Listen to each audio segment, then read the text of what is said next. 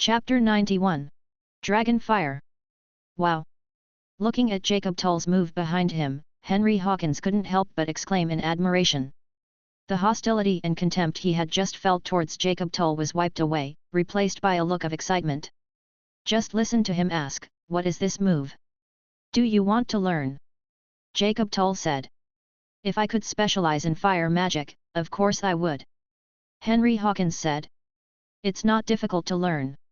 The paper on this technique was published when I was in my third year of school. It's called Dragon Fire Technique, and it's the one I just mentioned that I got the scholarship for," Jacob Tull said. "With such a cool move, it's hard not to get a scholarship." Henry Hawkins praised, "You can develop this move in 3 academic years. My brother is right. It seems that you are really a genius." At this time, Jacob Tull just smiled and did not answer. He just looked at Daniel Hawkins and said, "I don't know what you think, Daniel. Your dragon fire technique is about the same power as the fireball technique just now," Daniel Hawkins said. After hearing this, Jacob Tull's eyes lit up, and he motioned to Daniel Hawkins to continue. "You are right, and then what?" Daniel Hawkins nodded. It seemed that my guess and observation were correct, so he simply said directly, "With all due respect, your move is of no value at all." This time it was Henry Hawkins who grabbed his brother. He felt why his brother was so rude. But Jacob Tull smiled and said, "Mr. Hawkins, please advise." "Hey, there's actually nothing to teach you. You can tell by looking at it. First, your move is about as powerful as the fireball technique, but the casting speed is slower than the fireball technique, and you have to change it into the shape of a dragon. You must have consumed more magic power.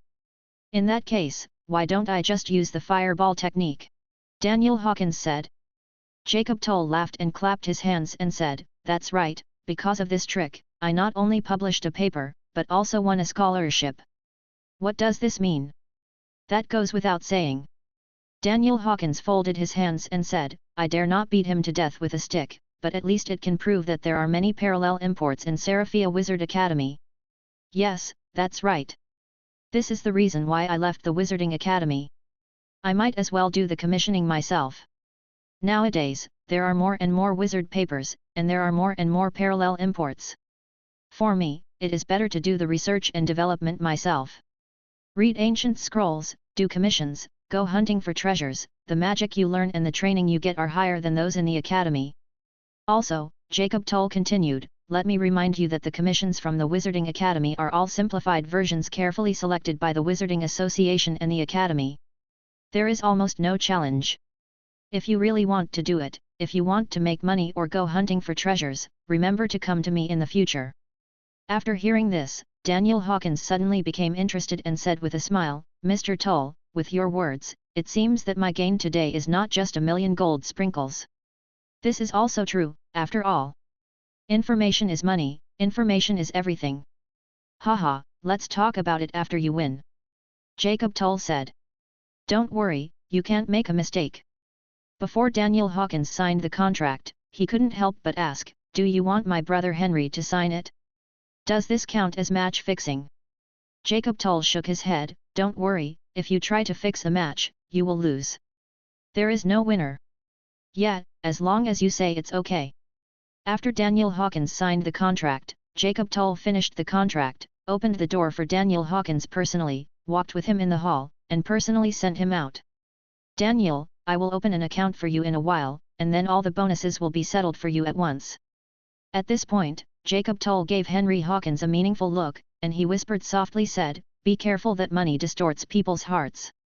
Daniel Hawkins understood what he was referring to and replied softly, "Thank you, but I will go to the DeLorean Lucky Shop later. Can you take care of it then?"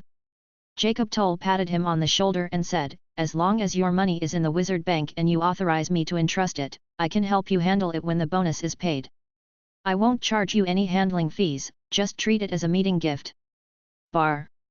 I have to say that Daniel Hawkins and Jacob Tull chatted, which was really a fun group. "I'll buy you a drink next time." "Definitely." Jacob Tull shook hands with him. Before leaving, Johnny followed them, with the same smile on his face, and opened the door to the hall for them. After Daniel Hawkins saw Johnny, he suddenly remembered something and said to Jacob Tull, "By the way, Jacob, I have a little thing to ask you. Whatever it is, just say it. Jacob Tull said. If I win the game, then call little Martin back, and never drive him away. Daniel Hawkins glanced at Johnny and continued, in the future, I hope little Martin will serve to me. Jacob Tull looked at the Hawkins brothers, and then at Johnny. Johnny's expression froze at the moment, and it took him a long time to smile awkwardly. Seeing this scene, Master Tuor also understood something, so he smiled and said, You don't have to wait for your competition to do this. I will call him back immediately. After saying that, he gave Johnny a meaningful look. After thanking the Hawkins brothers, they went to the DeLorean lucky shop. With a 30-fold odds, he planned to buy all the remaining money. Hey, brother, did you see Johnny's expression just now? Ha ha ha, it's really so satisfying. Henry Hawkins laughed, but I think we can go a step further. What? Daniel Hawkins asked. Just let Johnny go and let little Martin take over. Henry Hawkins said. Ha ha ha, Daniel Hawkins shook his head and said, there is no need to do this. There is no need to do things so thoroughly, and it is easy for Jacob Tull to think that we are getting too far. Ah? Why? Henry Hawkins asked, I see that you have a good relationship now, and the life and death of his entire store seems to be tied to you.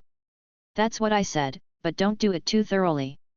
Besides, this is the best for little Martin. Daniel Hawkins looked at his brother who was still puzzled, and couldn't help but continue to explain, Johnny has obviously been with the Tull family for a long time, and he is considered an old employee. Jacob Tull is a very good person. Tull is a shrewd man.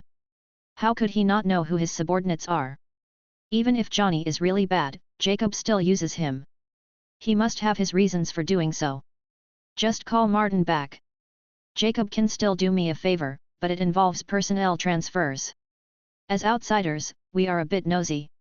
If you say so, maybe Jacob Tull won't blame us, but his image will not be much better. Besides, after this incident, Johnny will never dare to bully Martin again. If Johnny is driven away, there will only be the next Johnny. Henry Hawkins nodded, not quite understanding. Chapter 92. The younger brother who is responsible for making money. When Principal Alex Muller received the notice from his brother Paul Muller, he immediately teleported himself back to the academy. He is not afraid of other families, but he is afraid that the Hawthorne family will cause trouble. He left the academy for a while and left Paul Muller to deal with the Hawthorne family, which was considered a holiday for himself and a lesson for his younger brother. The moment Paul Muller saw his brother in the office, he couldn't help but complain, "Oh, my brother, you are so comfortable." Principal Mueller did not feel embarrassed when faced with his younger brother's sarcasm, but said, "I support you to be a green-robed wizard here, and you usually get a lot of help from me. Now is the time for you to give back to your elder brother." When Paul Mueller heard this, he quickly raised his hands in a gesture of surrender, Okay, brother, you are right." Then, he told Principal Mueller everything that had happened recently.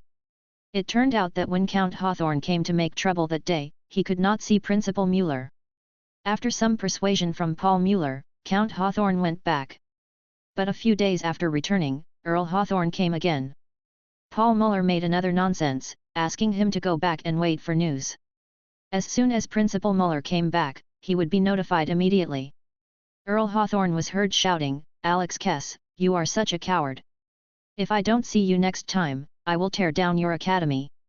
Of course, it is impossible to demolish the college.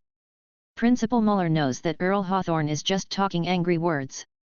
However, it is possible that Earl Hawthorne could tear his old bones apart. "Now that I'm back, have you informed Earl Hawthorne?" Principal Mueller smiled. "Brother, don't make trouble," Paul Mueller said, "but to be honest, if he comes again, I really don't know how to deal with him. But guess what, that kid Daniel Hawkins actually beat Michael Jonathan." "Really?" Principal Mueller's eyes widened and he couldn't help but sit up straight. "Did I hear you right? That rising star of Starlight Wizard Academy, a master of ice magic?"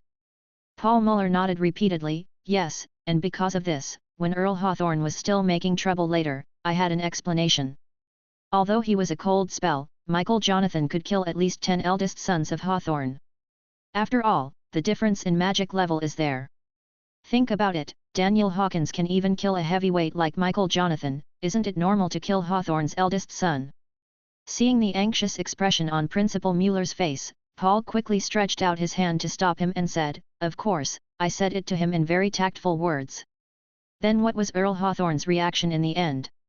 Principal Mueller asked. "What other reaction can there be?" "Of course I have nothing to say." Paul Mueller opened his brother's drawer, picked up his pipe and started smoking, lighting the tobacco leaves, puffing and puffing, with a look of enjoyment on his face. "You should hurry up and tell me what's going to happen next," Principal Mueller said.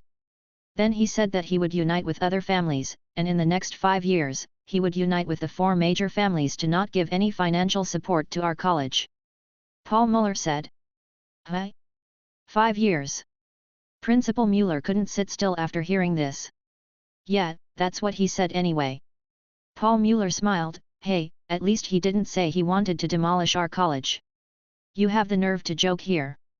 Principal Mueller pointed at him and said, 5 years, 5 years, 5 years, how are we going to spend this period of time? We are a newly established college and we need money everywhere." "Okay." Paul Mueller smiled and said, "As a green-robed wizard, leave the money to me. Moreover, we treat the children of the 4 major families as usual, that is, we do not charge them tuition fees. Maybe Earl Hawthorne will be in a better mood one day and resume funding." "Ha, it looks like you have a solution." Principal Mueller looked at his brother's relaxed expression, and he became less anxious. "I want to hear your next plan." "Brother, it turns out that you were obviously right in dragging me to the position of the green-robed wizard." Paul Mueller said, "The value of my existence is to share your worries, brother. Therefore, next you there is no need to worry about anything, and you don't need to ask about the details, just leave it to me, and I will definitely help you solve the money matter." Principal Mueller looked at his confident younger brother Paul and said, "Well, there's no point in worrying about it now. Since my younger brother is in charge of money, let him take care of it. I really can't believe that a Daniel Hawkins could turn him and even the entire Wizarding Academy upside down. It would be fine if Daniel Hawkins could really win the championship. If not, as a civilian, let's see how I kill him in the future." When Principal Mueller learned about Daniel Hawkins' next opponent, according to his judgment as an old wizard who had been a wizard for many years, it was impossible for Daniel to win this time. "You also think that Daniel can't win?" Paul Mueller said, "All the lucky shops in Chenexai say so. The odds are very exaggerated. Brother, if you are really short of money, the lucky shops can actually consider it. Yes. We can take the remaining funds from the college." "Are you crazy?" Principal Mueller heard this and shouted quickly. No, just kidding, ha ha ha." Paul Mueller quickly explained, "How could I use the college's funds to go to the lucky shop? Besides, even if I want to, the Wizards Association will not allow it. Once found out, I will be locked up in the dungeon directly by the Wizards Association." After looking at his brother who was explaining, Principal Mueller relaxed a little. Paul Mueller thought, "I won't put it in the lucky shop. If I bet on Leo DeLorean to win, I will only win a little money. Brother, I'll leave first if there's nothing else." Paul Mueller said. "What are you going to do?" Principal Mueller asked. "Of course, I'm going to find a way to make money." Paul Mueller mocked himself in a slightly exaggerated tone, "Oh, my future will be difficult. The entire college, the salaries of the upper and lower, the meals and equipment for the students, the materials for the alchemy department, and everyone's food, clothing, housing, and transportation are all on me. It's difficult, it's difficult." "Wait a minute." Principal Mueller stopped Paul Mueller when he saw him opening the door to leave. "Brother, what's the matter?" Paul Mueller said. "Send me an invitation letter to the Hawkins family now, and inform them of the news of their children's victory, and invite them to the finals. Our college will be responsible for sending them." "Alas, my dear brother, he really thinks his brother doesn't have enough work," Paul Mueller said sarcastically.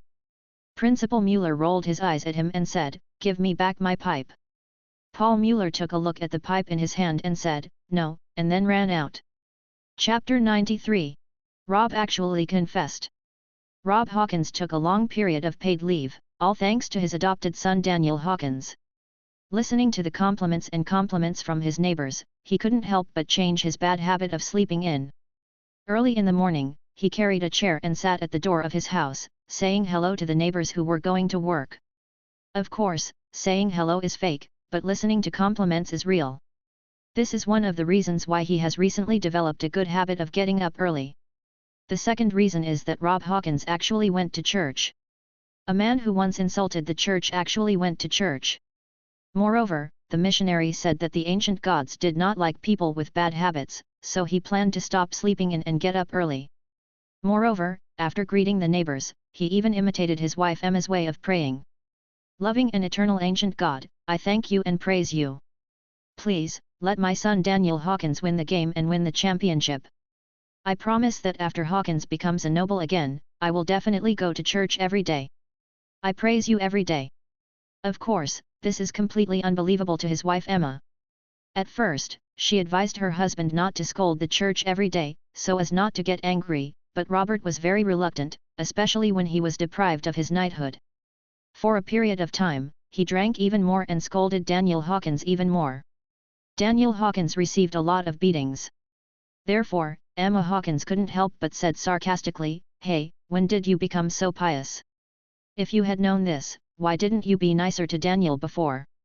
You have to know that Daniel Hawkins is not your biological child." When he said this, Rob Hawkins became anxious, but he couldn't say anything. At first, when faced with his wife's sarcasm, he was so anxious that he broke 3 chairs.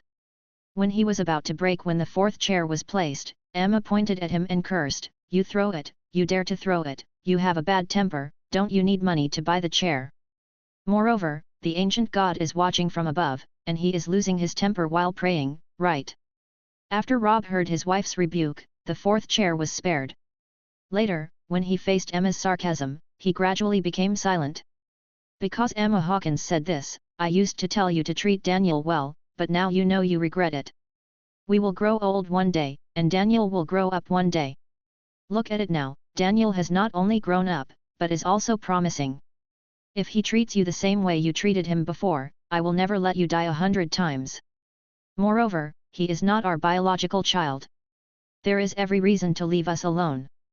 At this point, Emma Hawkins burst into tears, hid her face and went into the house, leaving the expressionless Rob Hawkins sitting outside. David Hawkins' life is really boring. Apart from practicing magic with his tutor, he feels very bored on weekdays. It's easy to have random thoughts when you're bored. Originally, he was very angry with his brother Daniel because his brother actually took his cousin Henry to Seraphia instead of him.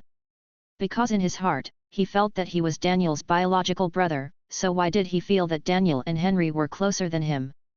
He is really dissatisfied and angry, and will definitely settle the score with his brother when the time comes. But after hearing the content of the quarrels between my mother and my father for several mornings, I couldn't help but feel sad.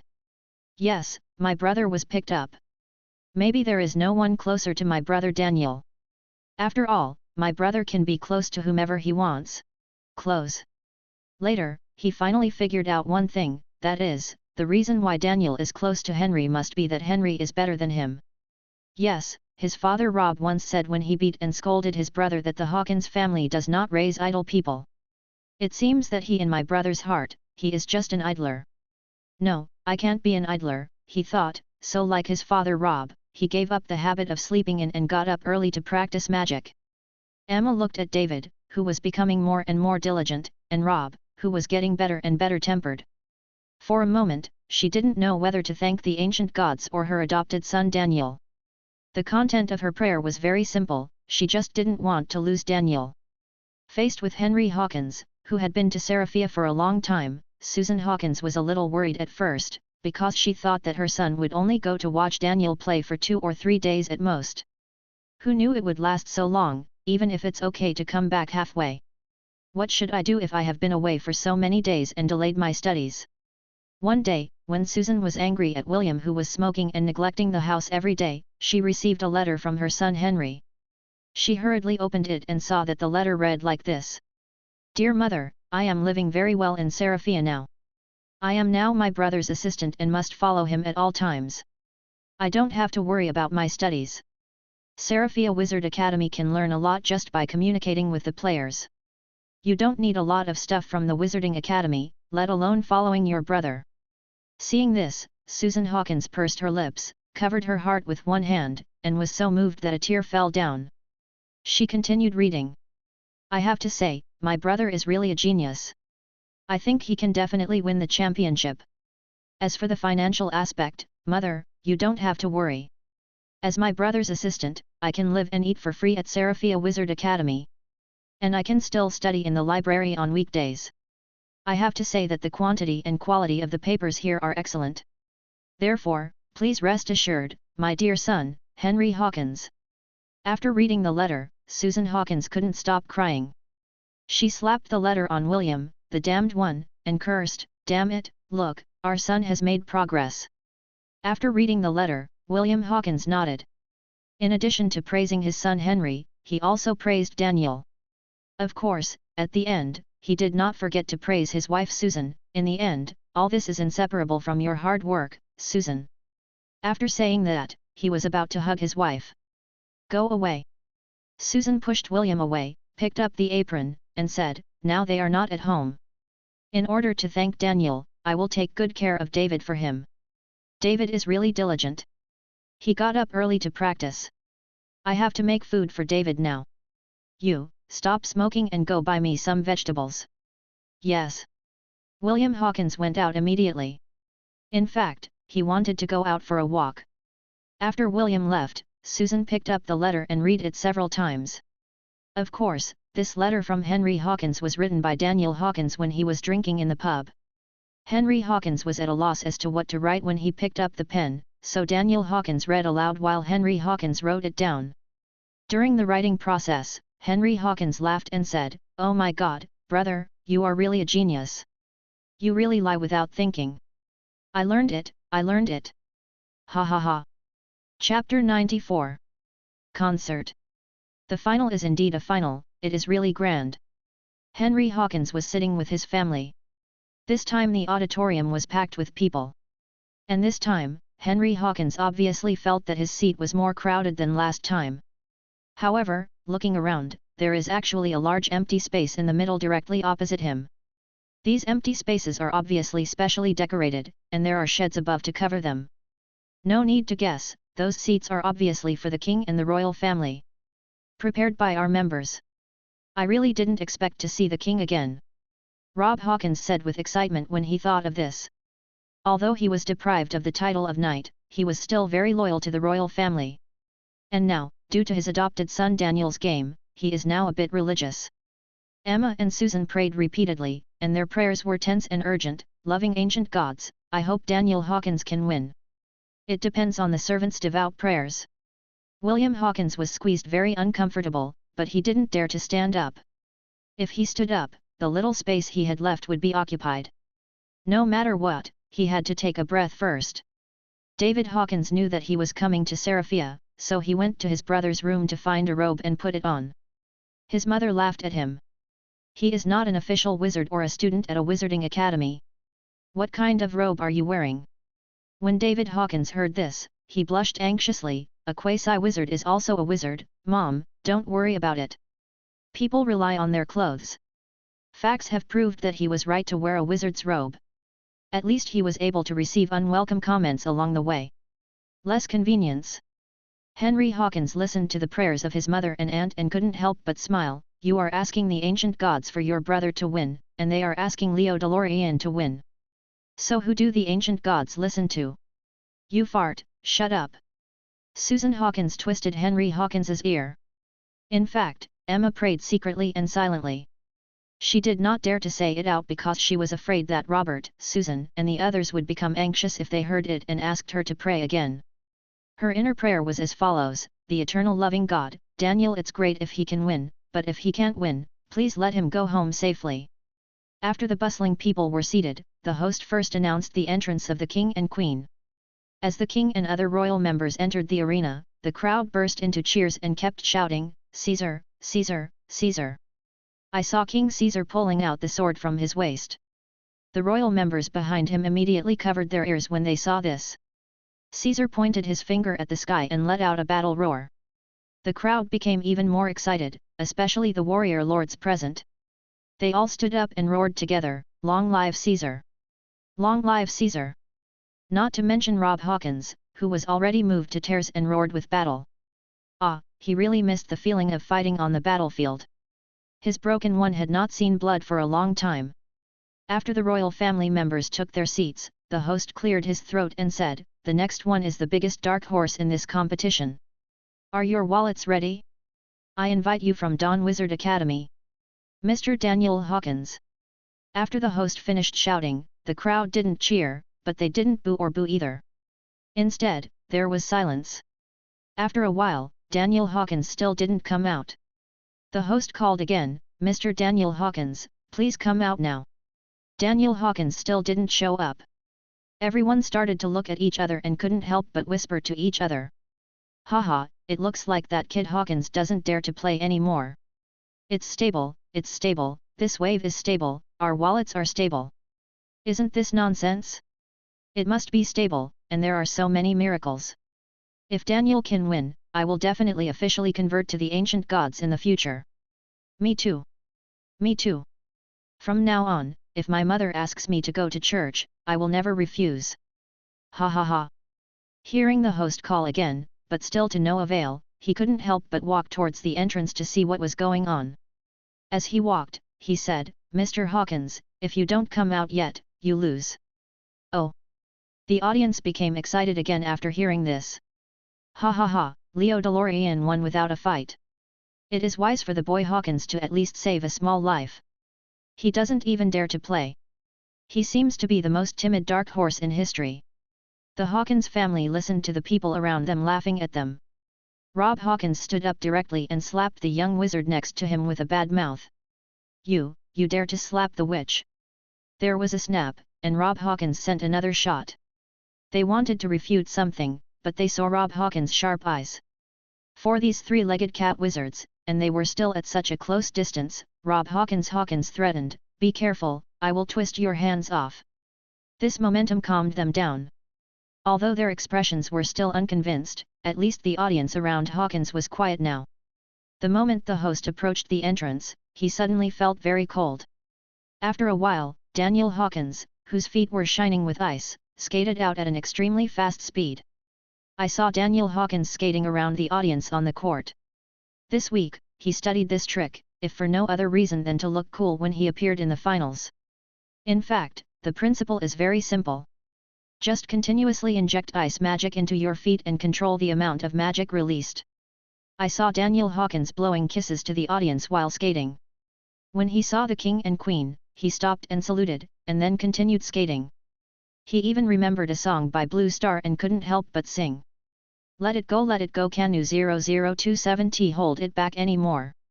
King Caesar originally thought this was a clown, but when he saw the queen and the princesses behind her laughing, King Caesar also laughed, "Ha ha ha, not bad, interesting." The wizards on the stage silently recorded it according to the pronunciation rules of their local language, thinking, "This must be some kind of special spell, and you must keep it in mind. It's just that when you recite a spell, you need to have a tone. I don't care. Write it down and talk about it later." Daniel Hawkins spun around several times, and then continued to blow kisses to some of the more beautiful witches in the front row. This time, instead of hiding back like last time, the witches covered their mouths and laughed. "Yeah, that's good, there's progress," Daniel Hawkins thought, then he pointed at a random witch and winked. The witch smiled and immediately covered her face, becoming shy. "Haha, not bad, it feels like a concert," Daniel Hawkins thought to himself. Chapter 95, Harsh Words. Just like that, Daniel Hawkins skated and sang, occasionally throwing out some ice chips in his hands to interact with the witches in the front row, causing some of them to be surprised, some to be shy, and some to scream. Although some of them hated him, it was obvious that the situation this time was much better than the last time. Because the whole place, coupled with the laughter of King Sakai, was all heated up by him. If the host hadn't stopped him halfway, he would probably have skated a few more laps. "Mr. Hawkins, what are you doing?" The host shouted, "This is the final." After being stopped, Daniel Hawkins just continued to wave at the crowd and said, "Who said magic can only be used for fighting?" After hearing what he said, the host was confused for a moment, but was afraid that he would slip, so he pulled his elbow and said, "Next, please welcome the century-old famous school, the Sacred Hall of our wizard students, the honorary DeLorean family of Seraphia Wizard Academy, the Master of Lifa, Mr. Leo DeLorean, the 7th grade."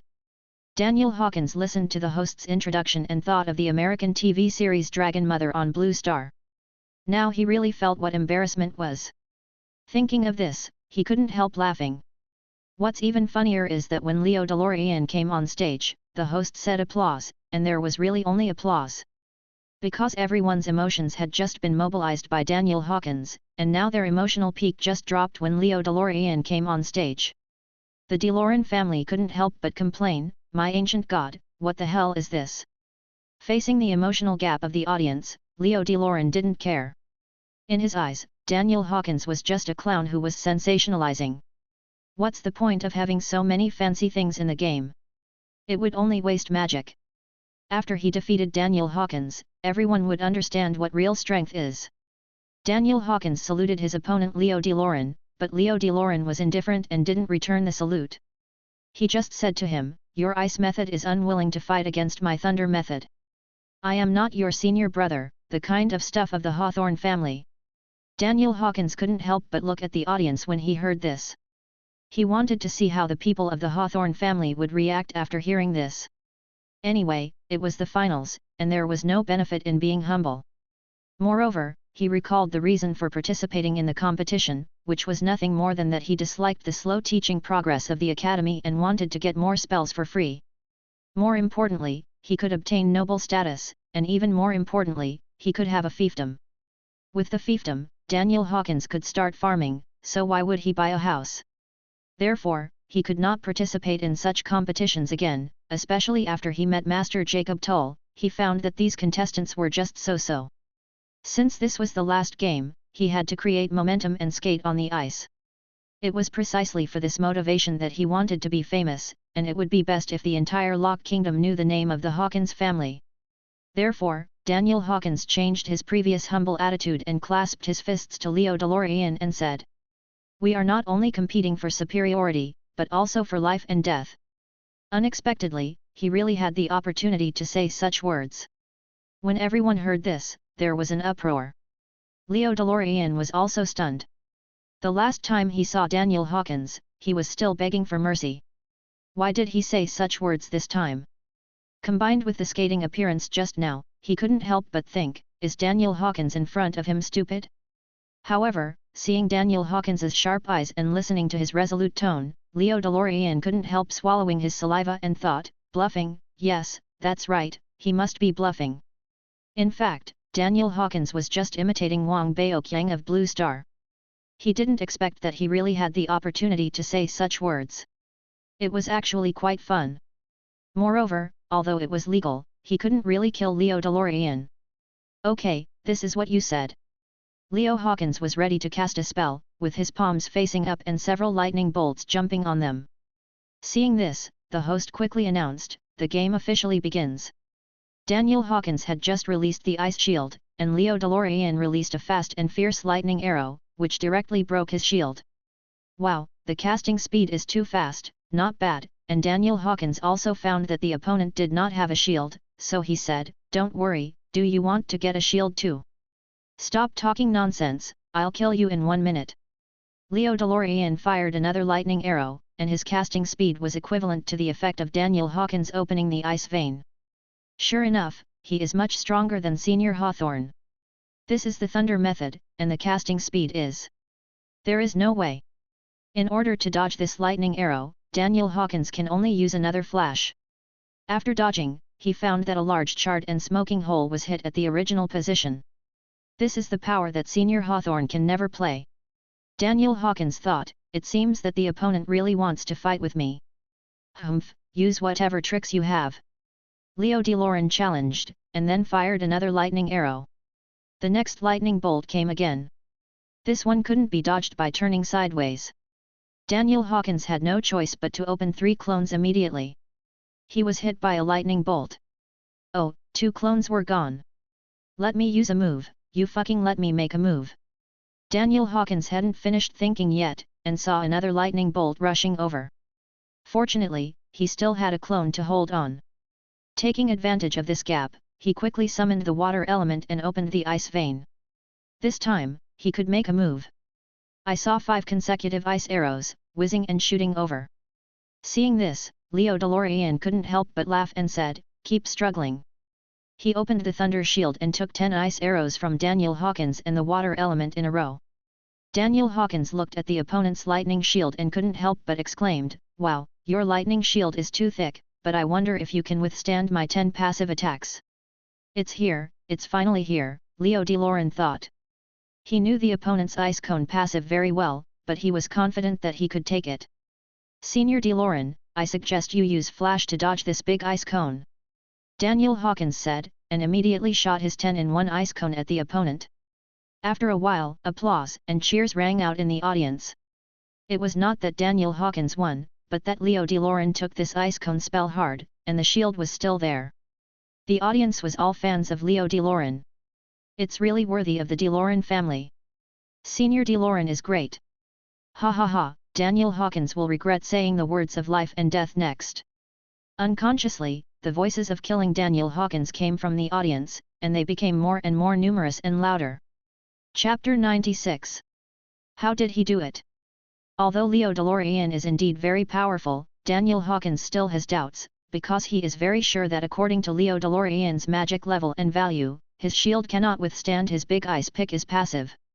When he looked carefully, he discovered that Leo DeLorean was continuously injecting magic into his thunder shield. "So that's it, no wonder he can withstand the move he just made," Daniel Hawkins thought and couldn't help laughing. After Leo DeLorean was sure that the other party would not cast any more spells, he let go of his hand, and the thunder shield disappeared. Daniel Hawkins watched him try to breathe steadily, laughing and shaking his head. "What are you laughing at?" Leo DeLorean asked. Daniel Hawkins knew that when both sides of the battle started asking questions, it was equivalent to a half-time break. This was an unwritten rule. Daniel could have pursued the victory, but he still wanted to have fun first. The main thing was to see if he could win again. Pouring a LeFa move. Because he has only copied one lightning bolt move from LeFa so far. "It's nothing. You just took that trick from me, and your magic is probably almost exhausted," Daniel Hawkins said. "Humph, do you look down on me, or do you look down on Seraphia Wizarding Academy? That move of yours is like a mosquito bite to me," Leo DeLorean said, pretending to be relaxed. Daniel Hawkins looked at Leo DeLorean's numerical value.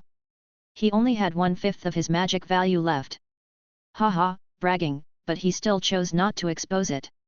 "Now you have no clone, no shield, and no ice veins. Even if you can cast an ice shield later, can you withstand one more lightning bolt from me?" Leo DeLorean said. "I still have the element of water," Daniel Hawkins said. "Haha, you will only regret summoning the water element next." Leo DeLorean began to cast the spell, thinking, "The water element is such a good conductive substance, it will only make my lightning arrow more powerful." Big. "Oh, do you only have one lightning bolt? Are there any others?" Daniel Hawkins said. "A lightning bolt can kill you, do you need anything else?" Leo DeLorean said. "Well, it seems quite reasonable." Daniel Hawkins said, "How I want to see your other moves." "Oh my god, do you really not understand, or do you pretend not to understand?" Leo DeLorean said. "What do you understand?" "I don't understand," Daniel Hawkins said sincerely. "It seems that you are deliberately trying to ridicule me." Leo DeLorean scolded, "There are so few people who know thunder magic, so why is it strange that they only know lightning arrows and thunder shields? You have many ice magic moves. What's the use? Whether it's fire, earth, or ice, our lightning bolts can kill you all with one move." "Oh, why are you so impatient?" Daniel Hawkins said. However, through Leo DeLorean's words, he also understood that there are fewer people who know rare elements, and there are fewer people who naturally develop thunder element moves. "Oh, how pitiful, ice magic is better, and there are more moves, even if it's a fancy move that can be used to scare people or attract witches." Thinking of this, Daniel Hawkins couldn't help but praise, "It seems that you have a new trick that can be eaten all over the world." Leo DeLorean was stunned for a moment. Where did these proverbs come from? No matter what, he concentrated all the remaining magic power. His palms faced each other, and a very active thunder ball was concentrated in his hands. He faced Daniel Hawkins, smiled and said, "If you have the guts, you can take this one." "No, it's not your turn not to take it." After saying that, he released this ball of super lightning arrows at Daniel Hawkins.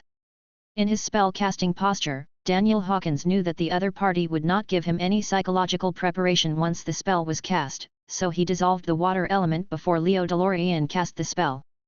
This super lightning bolt actually hit Daniel Hawkins. There was only a bang, and a large amount of dust rose up where Daniel Hawkins was standing, and there was also a smell of scorched earth floating in the air. The audience was stunned and couldn't help but murmured. "There's no point in deciding between life and death here. It's all over the place." Yes, Daniel Hawkins is quite annoying, but at least he left a complete corpse. As expected of DeLorean, he has mastered lightning arrows. Rob Hawkins clenched his fists, his eyes and mouth were wide open. Emma and Susan had burst into tears, especially Emma, whose heart was really painful. David and Henry seemed to be petrified and unable to move. Could it be that their brother was just gone? Leo DeLorean's sweat dropped and gasped for air, thinking that although all his magic power had been exhausted, this wave was done. Just when he raised his hands and was about to shout, and when the audience was about to cheer him, he heard a burst of singing coming from the thick fog.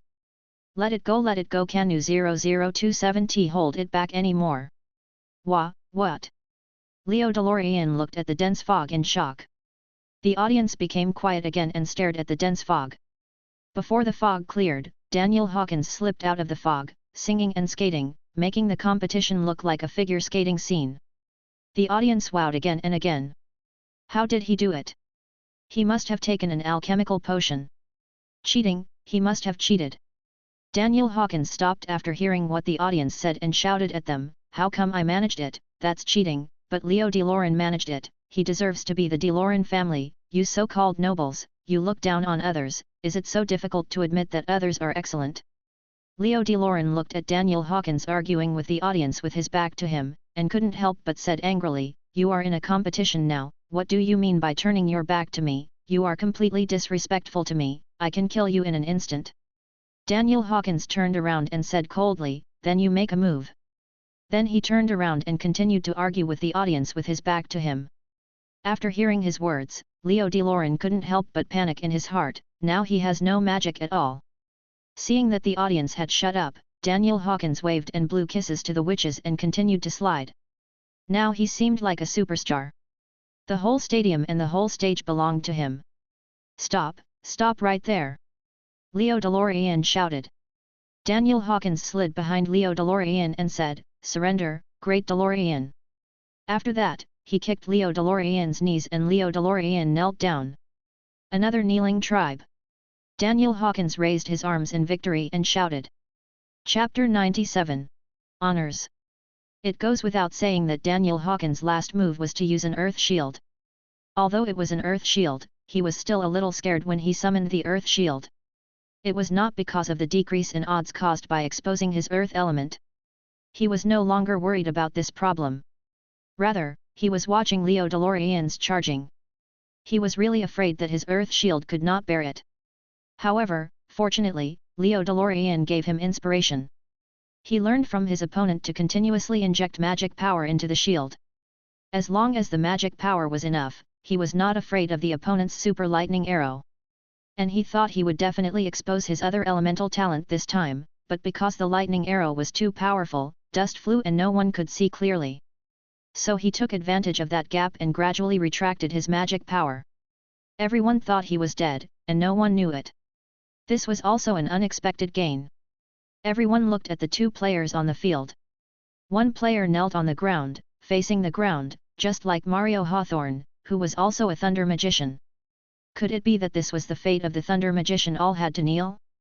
Everyone quietly watched Daniel Hawkins skating and teasing the witch on the field. No one dared to speak first, let alone cheer.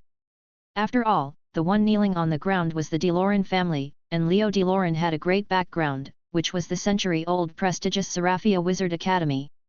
In this game, Seraphia Wizard Academy competed to be the organizer, spent so much money and so much thought, it was obvious that he wanted to support a newcomer who really belonged to him, and Leo DeLorean was also the most promising among the newcomers, and also had the highest expectations. Unexpectedly, all this was disturbed by Daniel Hawkins.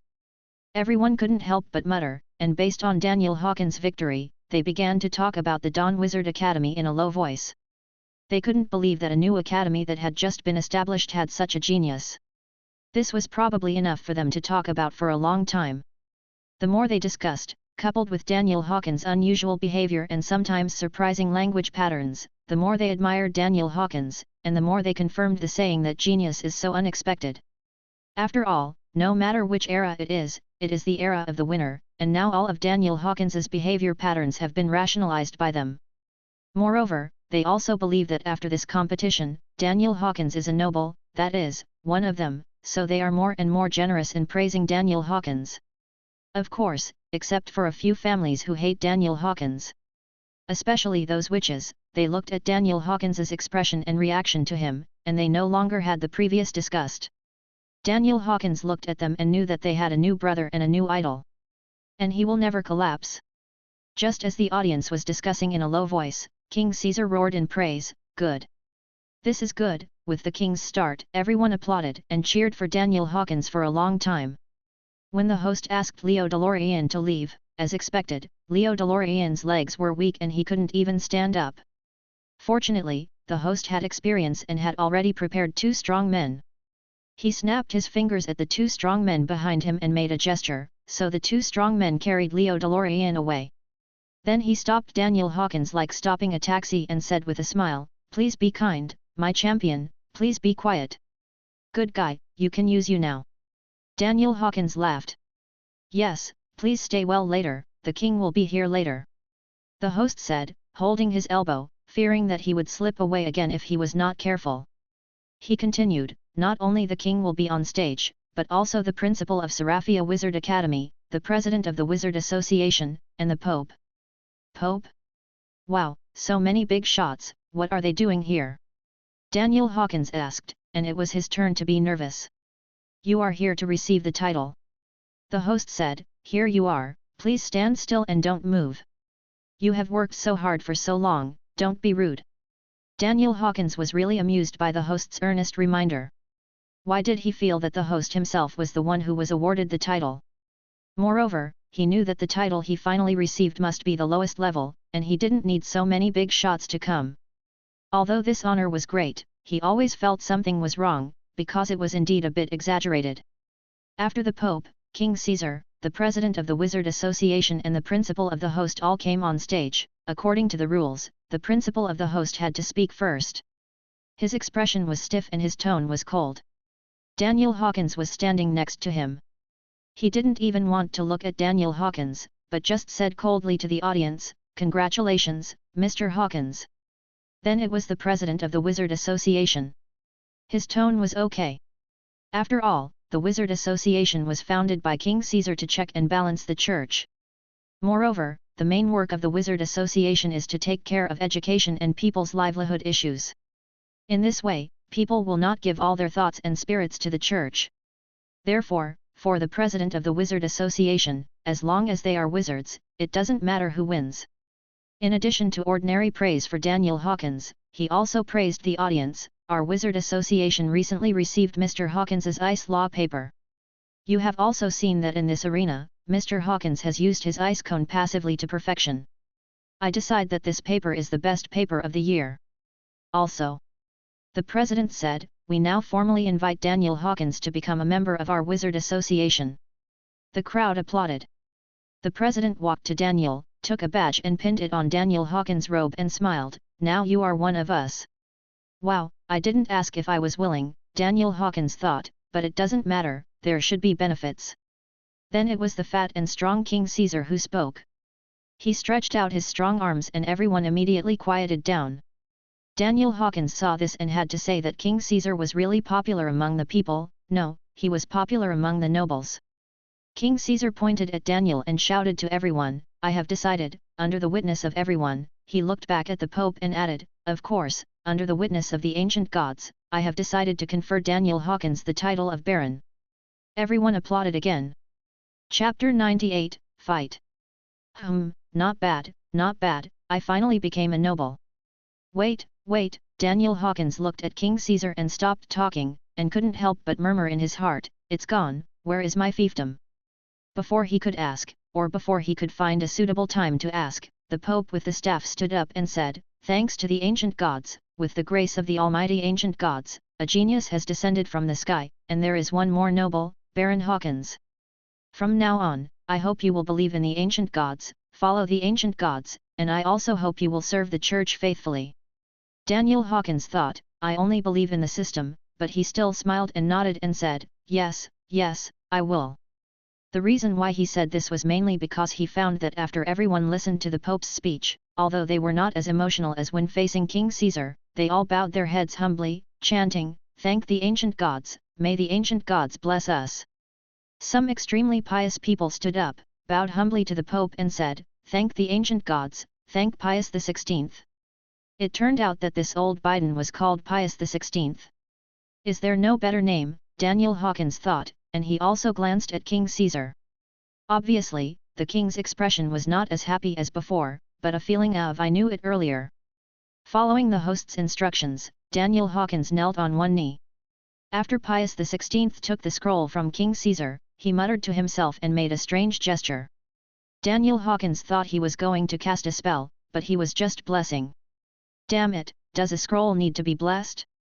Can you hurry up? This is a sandy ground, and my knees hurt from kneeling. After blessing the scroll, Pope Pius XVI began to bless Daniel Hawkins, mumbling a bunch of things. Daniel was too lazy to even listen to what the old Biden was saying. Moreover, he was not mumbling the current language, but some ancient language. Daniel Hawkins just lowered his head and waited for the various ceremonies they held. After a long time, he was asked to take the scroll and stand up. In this way, the ceremony of conferring honors officially ended. He now understands why the Pope of conferring honors is here, and in such an occasion, it is nothing more than a struggle for ideology. As the big guys left the stage, Daniel Hawkins wanted to ask where his fiefdom was. He suddenly remembered the scroll in his hand. To be on the safe side, he asked the host beside him, "Can I open this scroll now?" "Baron, of course, this scroll belongs to you and is also your identity certificate," the host said. Daniel Hawkins heard it and quickly opened the scroll, skipped the irrelevant text, and found the information of his fiefdom. The news that Daniel Hawkins won has spread throughout the Dawn Wizard Academy. All the civilian students gathered together and have been discussing the record of their idol Daniel Hawkins. Of course, this has to be told by those students who were lucky enough to be there. In their mouths, Daniel Hawkins has officially become a hero. They even threatened to worship under the name of Teacher John Dillon, perhaps so that they can get closer to Hawkins. The noble students were sitting in the corner, eating Hawkins' mashed potatoes and listening to the stories of these civilian students. One of the civilian students said, "I will study Daniel Hawkins's paper carefully." "Me too, I heard it is the best paper of the year, no doubt. I have read it. To be honest, I actually read it a long time ago, but I think he wrote it very bloated, and there is little information about magic. But now I don't think so. I think this is his carefulness and meticulousness. He has studied magic thoroughly, so he will write so much. When we ordinary wizards read it, we naturally feel that it is verbose and bloated." They all nodded in agreement. There was also a civilian student who saw the noble quartet that they usually didn't get along with. Alan Hawthorne had been fine since his brother lost, at least he was much quieter, but that Luca Rossi was still as annoying as ever, but he didn't say anything this time. The civilian student smiled at Luca Rossi and said, "Hey, the sonnet you wrote last time was pretty good. Why don't you rewrite one for our Daniel Hawkins?" "Ha ha ha ha, as long as you write it, we will immediately raise money and invite a bard to compose and sing it." This argument again, this statement again, will this group of lowly people ever stop, Luca Rossi thought, but this time he was not angry, just smiled and said, "Sure, I can rewrite one." Alan Hawthorne and the other two looked at Luca Rossi when they heard it. No way, judging from his tone, could it be that Luca Rossi really wanted to rewrite one? He changed his mind so quickly and betrayed his friends? The civilian students were also surprised. When did Luca Rossi become so easy to talk to? In normal times, Luca Rossi would have started to talk dirty and punched them. To be honest, since Daniel Hawkins participated in the competition, there have been many fights in the student cafeteria of Dawn Wizard Academy, 3 fights a week on average, and even the teachers don't want to intervene. Luca Rossi's boxing skills have also improved a lot because of this. However, this time Luca Rossi laughed coldly, "You just said Daniel Hawkins is yours? What do you mean by yours? Nonsense, he is our big brother. He is the leader of our civilian students. The civilian students shouted. But, he has been made a noble. Although the title is small, just a baron, he is obviously no longer a civilian, let alone the so-called big brother. On the contrary, he is a member of our nobles. No. It's not like that. A civilian student shouted and walked towards him. What, are you going to fight again? Come on. Luca Rossi rolled up his sleeves and Anthony and George protected the back of their heads. The fight did not start in the end, but after the civilian students heard what Luca Rossi said, they all showed a lost expression. Yes, Daniel Hawkins can't be the leader of their civilian students now, he is now a baron. Seeing their disappointed expressions, Alan Hawthorne smiled for the first time in a long time. After so long, he finally felt the real victory. Alan Hawthorne said, I'm really curious about where Daniel Hawkins' fiefdom will be. I'll find out when I go back to ask my dad tonight. Chapter 99. Deng Duolang. Ever since his eldest son Mario Hawthorne lost the game, Earl Martin Hawthorne has not had a good expression. Except for doing dopamine secretion activities with his wife Elena Hawthorne at night, his expression will relax a little, but he is completely disarmed. Finally, he still had a bad face. As the days passed, Irina Hawthorne began to feel unhappy and scolded her directly, if you keep doing this, I will take the 2 children back to my parents' home. However, I don't know if it was the reason why she threatened to return to her parents' home, but today Earl Hawthorne was actually in a happy mood with a smile on his face. When they were having dinner that night, Elena Hawthorne even heard her husband whistling. She couldn't help but ask, what's so happy about it? Mario and Alan did not dare to talk to their father. When their mother asked this question, they couldn't help but look at their father curiously. Did you know? Daniel Hawkins actually won the championship and was made a baron by the king himself. After speaking, Earl Hawthorne took a fork and took a piece of steak into his mouth. I've told you so many times that as a noble, you have to eat with style, and the steak must be cut into pieces. Irina Hawthorne scolded, but when she saw that her husband was in a better mood, her tone became a little more mature. Joking. The 2 brothers, Mario and Alan, looked at each other and thought, Daniel Hawkins has been knighted. Isn't it something worth being angry about for their family? Even if it's not worth being angry, it's not worth being happy either. Earl Hawthorne looked at his son's expressions and guessed what they were thinking, so he said, Mario, actually that Paul Muller was right, you lost to a champion genius, there is no shame in it. But I knelt down and insulted the family's reputation. Mario Hawthorne lowered his head and said weakly. Elena Hawthorne looked at Mario's aggrieved look and couldn't help but feel distressed. My great son, you have worked very hard. Just listen to Earl Hawthorne say, it's okay, the dignified Delorean family has also knelt down. Now everyone's attention is on the Delorean family, ha ha ha. He took a big bite of the steak, chewed it in his mouth and continued, the most important thing, and the happiest thing, is that our king has granted the western part of Sonktown to Baron Hawkins. I checked and found that the west area of Sonktown itself belonged to Daniel Hawkins' father. It was his father who said the wrong thing and offended the church, so he lost this fief. Later, it was transferred to Demi from the north area of Sonktown. Knight Tratos took over. So what about the south side and the east side? Whose territory do they belong to? Mario Hawthorne said. You are stupid. Earl Hawthorne hit his eldest son on the head with a spoon and said, the East District is the Song Forest. We went hunting some time ago. What the hell is going on with you? You lost a game. Have you lost your mind in the game? Mario Hawthorne touched his head and felt that his head was about to grow. If you have something to say, please tell me, okay? Elena Hawthorne scolded. Earl Hawthorne glanced sideways at his wife and felt that she was becoming a loving mother and a loser again. However, he was in a good mood today, so he continued to spread knowledge to his sons, you all should remember it. This information will be very useful for you in the future. Don't be too old. Just stay in the academy to study magic and see more of what's going on around you. The southern area of Sonktown originally belonged to a knight, and the name is not important, because the knight and all members of his family are dead. Then the southern area was occupied by a group of gnolls who ran out of Song Forest. Now only the north and west districts are supported by Dmitry Toze. Now that the king has given the west district to the Hawkins family, it is actually just giving it back to him. And, as far as I know, Earl Hawthorne pointed at his youngest son Alan and said, Knight Dimitri Tose was granted the title of the Rossi family. Luca Rossi must be your good friend. Alan Hawthorne nodded repeatedly, yes, I have a good relationship with him. That's good. Earl Hawthorne said after taking a large sip of red wine, then the Tose Knights are also one of our own, ha ha ha. There is a famine in Sonk town itself, plus the Jackal tribe in the south, and the Tose the Knight will definitely not let Daniel take office so easily. There will be a good show when the time comes. In the end, Baron Hawkins will probably feel that it is better to stay in my slum in Morningside town. Father, isn't the Baron bigger than the Knight? Can't Daniel directly order the Knight? Alan Hawthorne asked. Are you kidding? Earl Hawthorne glanced at him and said, Are you kidding? To put it bluntly, the so-called lordship and lordship are just names. If you go out and have a name, people may even give you one. Face. But when it comes to specific benefits, it still depends on your own strength.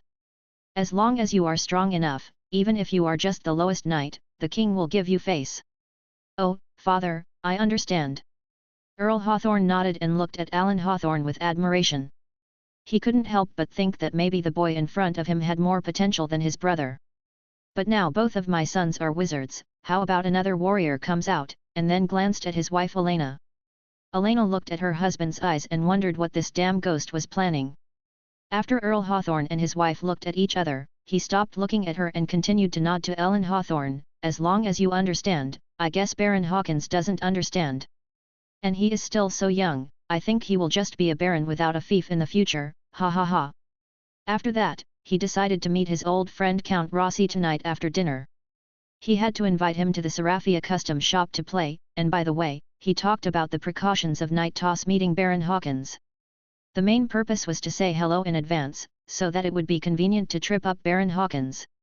Humph, Daniel Hawkins, do you think that the land is yours if it is given to you?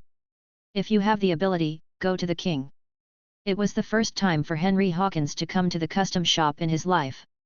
He felt a little uncomfortable when he saw his cousin Daniel and Jacob Toole talking and laughing with the girls. That's my brother. Daniel Hawkins said to Henry, holding a girl on each side, it's his first time, don't scare him. After that, he patted their natural cushions. They smiled and said, yes, my Lord Baron. Then they went up and took Henry Hawkins to the room. Henry Hawkins was hesitant at first, but he couldn't stand their liveliness. Although his upper body resisted, his feet followed them in. He turned his head and looked at his cousin from time to time and shouted, brother, this is not good, save me. Daniel Hawkins and Jacob Toole looked at Henry Hawkins's expression and laughed. My brother, after tonight, you have become a duelang. Daniel Hawkins shouted. Chapter 100. After Henry Hawkins entered, Jacob Toole sat back on the soft chair, raised his snout and said, congratulations, Lord Baron. Daniel Hawkins laughed loudly and clinked glasses with Jacob Toole, do it. After saying that, he drank it all in one gulp. Within a few seconds, he turned the cup upside down and said, you are raising fish.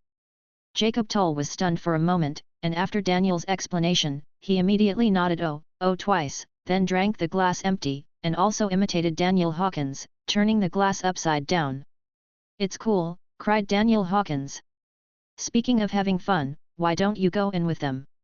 Jacob Toole said. Daniel Hawkins shook his head. You're welcome. I'll treat you tonight. As long as your body can bear it, you can have as much money as you want. Jacob Toole said, after all, you won so much money for me, you can come to Serafi in the future. Any help you need, just give me a shout. Ha ha ha, thank you for your kindness, I really don't need it. Daniel Hawkins said. Suddenly Jacob Toole narrowed his eyes, looked at him sideways and said, is it possible that you like men? This is the best custom shop in Serafia, and he doesn't believe there are any. The man was still able to control himself when he came here, and continued, there are men too. North, said Daniel Hawkins. I'm straight. Then you. My heart belongs.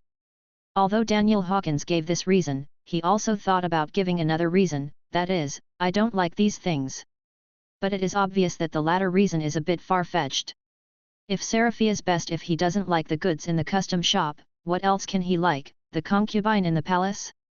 In fact, the reason is very simple. Although in the background of this world, it is normal to be active in men's custom shops, but after all, modern people who once lived in Blue Star and are clean and self-sufficient, he still has a bit of mental misophobia and has a little fun with them. That's enough. When Jacob Toll heard it, he really believed it. I didn't expect you to be quite dedicated. I don't know who she is. Ah, you will know later. Daniel Hawkins said, I will definitely invite you when I serve wine. Give a feast. It's. Daniel Hawkins tapped his forehead with his finger and said, it's the wedding banquet. Oh. Jacob Toll suddenly realized, I have to say, you really don't look like a person from this world. If you tell me that you are from another world, I think everything is consistent. Logic.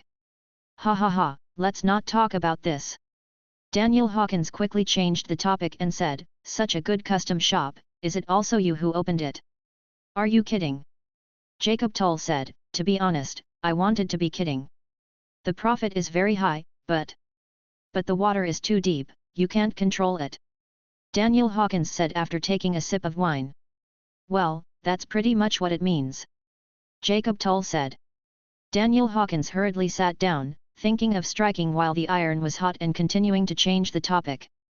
After all, he didn't want to reveal too much about himself to others, and they were friends, but he also knew that he still had to guard against what he should guard against.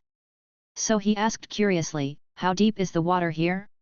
It can be deeper than the lucky shop you opened. Yes. Jacob Toll nodded. Really? I don't believe it. I saw Jacob Toll clearing his throat and mocking himself, opening a custom shop is not as lucky as a shop. Where can you find so many maidens? And the cost is really high, and you have to know how to manage these maidens. And if some nobles above count and above come among the guests and chat about some private matters, if word gets out, if it gets serious, the entire store and their lives may be in danger. Although all the charming ladies know the rules, but how do you know if they will be bribed or if they can't help but gossip? And if they have an illegitimate child, oh, these are too difficult to manage and can easily cause trouble. I can't do this. It's better to go to Lucky Shop, where the price is clearly marked and you are willing to accept defeat. After hearing this, Daniel Hawkins nodded and said, that makes sense. As soon as he said this, the charming girls in the store suddenly screamed and cheered. They opened the curtain and looked around. They saw two soldiers coming in from the door, and behind them were a wizard each. No need. He said that he was responsible for transporting them. I saw the stronger warrior among them saying to the two wizards, go and have fun, don't get drunk. After the two wizards saluted, they chose Mei Niang and left. I thought it was who it was, but it turned out to be Count Hawthorne and Count Rossi. Jacob Toll said with a smile. Oh, my two lords, I haven't seen you for almost a year. A charming girl came up to greet you and said. Hey, old mommy. Earl Hawthorne scratched old mommy's chin with his finger and said, what good stuff is there this time? Don't let me down. I saw mommy saying repeatedly, yes, yes, I will definitely serve you well tonight. Prepare 2 rooms for me. Serve the wine and meat first, and the rest later. Count Hawthorne said to Count Rossi, I'll treat you tonight, don't compete with me. Count Rossi smiled and said, thank you, brother, ha ha ha. Looking at the two earls, Daniel Hawkins' expression gradually became serious. What's going on? Jacob Toll asked. I don't know why, I think it's weird, Daniel Hawkins said. What's strange is that these two old warriors are regular visitors here. Jacob Toll said. But you didn't hear what the old mommy said? They haven't been here for almost a year. Daniel Hawkins talked about his experiences with the Hawthorne brothers and then continued, I became the champion and won the championship. After the land was sealed, they came and they said they would serve wine and meat first. It was obvious that they had other important things to discuss, and they were not just looking for Mei Niang. You're overthinking it. So what if you become the champion? Their status as Earl is still 2 levels higher than your status as Baron. To put it bluntly, they probably don't take you seriously. Jacob B. Tour snapped his fingers, and a boy ordered 2 more glasses of dark beer.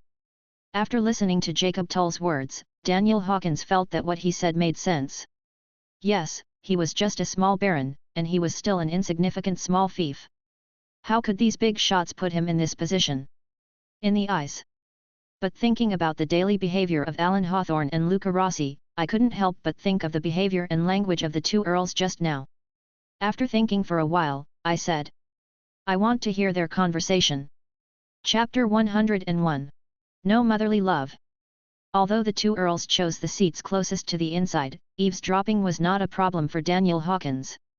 And although Jacob Toole did not agree to eavesdrop on their conversation, he finally asked the old mother to open a room for them across the corridor. As for eavesdropping not being a problem, Earl Hawthorne would deliberately lower his voice at the beginning, but when the two old warriors were chatting happily, their voices could not help but become louder. After a few glasses of wine, they let themselves go and did not even lower their voices. Daniel Hawkins was listening to how they united with Night Toss to manipulate him in the room. He looked at Jacob Towell and smiled, see, I was right, they really came for me. Jacob Towell smiled, sure enough, you know them better than me. These nobles look strong, but they are very narrow-minded. Daniel Hawkins said, I just beat his son, why is it so? But it's okay, I know it now. In fact, I still suggest that you get a noble title and continue to live in Dawntown. Now you have so much money, you can live a very good life. Moreover, the Wizard Association has also invited you, and even if it doesn't work, the church can also. There is no need to go to the vicious Sonk Town. As they said, there is already Night Toss there, and it won't be so easy to hand over the land to you. Unless. Jacob Towell said. Unless what? Daniel Hawkins asked. Unless the king personally sends troops to help you get the land back. Jacob Toole said, but that's impossible. For King Caesar, it's his fault for not being able to get the land he gave you and not being able to keep it. Daniel Hawkins nodded and said, I understand, the law of the jungle, I understand. But what was a little unexpected to him was that Count Rossi also said that if Dmitri Toss succeeded in this matter, he would promise to make him a viscount. Although it was just a title, at least in the conceptual hierarchy, the viscount was superior to him, the baron. By then, Baron Hawkins would be even less able to take back Sonk Town, both in terms of reason and power. No way, for a little baron like me, you're playing such a big game. Daniel Hawkins complained. At this moment, Count Hawthorne opened the door and shouted, Mommy! Mommy, who had been waiting downstairs for a long time, immediately shouted, Come on!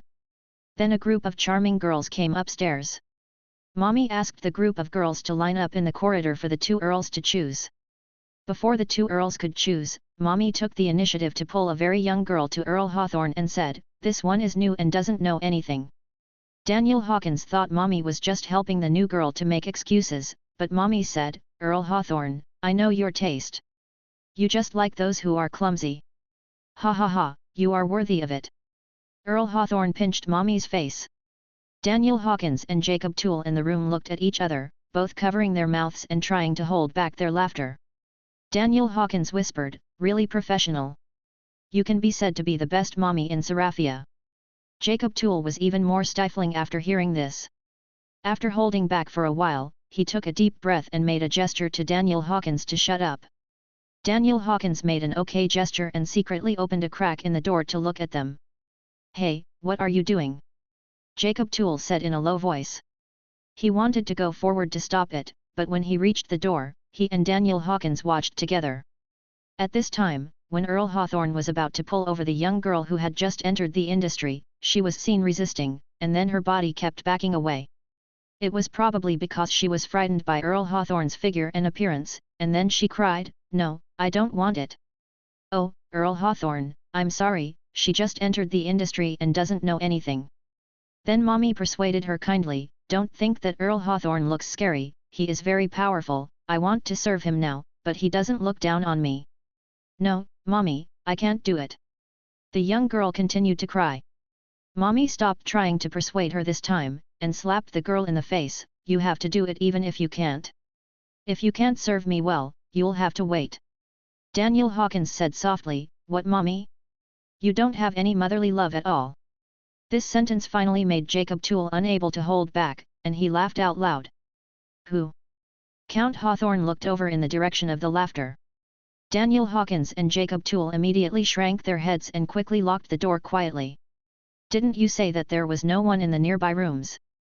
Count Hawthorne asked Count Rossi. Count Rossi nodded, I checked the surrounding rooms, and there was no one. Oh, it's a new guest. Mommy said. How long have you been here? Count Hawthorne asked a little, and before Mommy finished asking, he suddenly had a bad premonition, so he went forward and knocked on the door. Open the door. Count Hawthorne said with anger. He knocked several times, but no one in the house answered, so he said, if you don't open the door, don't blame me. Mommy felt bad when she heard this, and just when she was about to stop him, she saw Hawthorne punching the door. There was a bang, and the whole door was broken into pieces.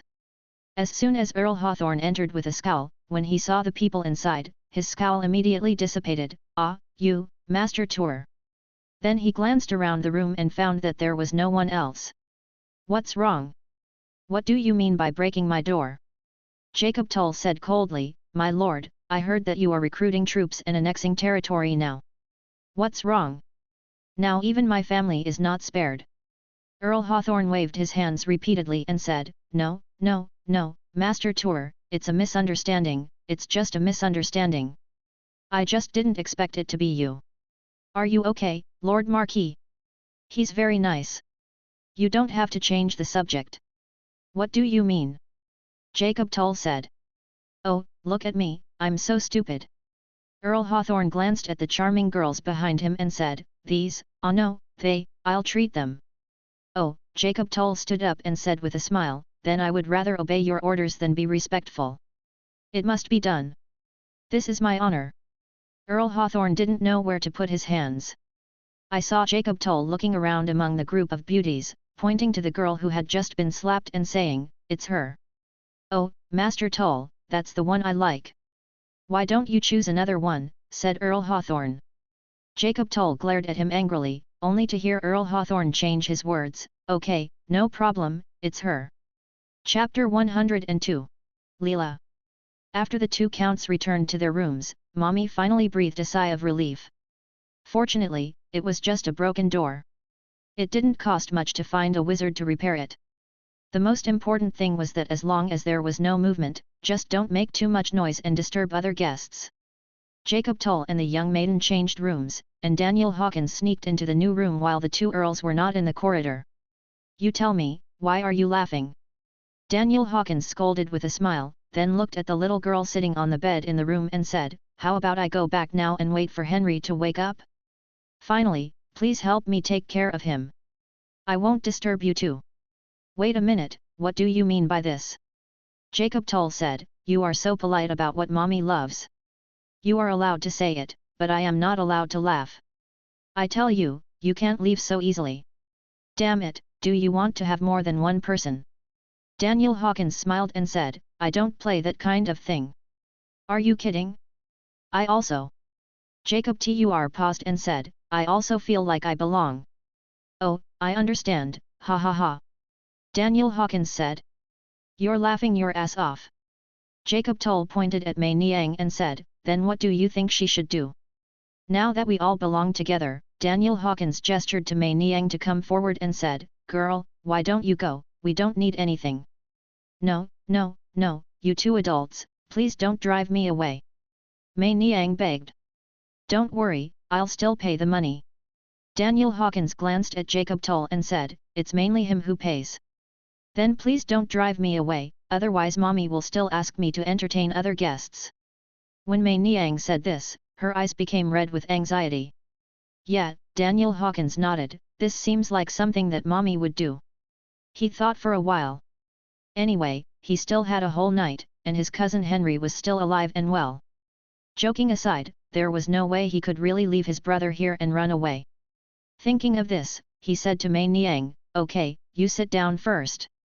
Mei Niang nodded, walked up to Daniel Hawkins, and was about to sit on his lap. Not here, said Daniel Hawkins. Sit on the chair. Phew, ha ha ha, Jacob Tull was just there laughing. What a joke. Daniel Hawkins asked, There's nothing to do anyway, let's chat. Of course, the main thing is to talk about yourself.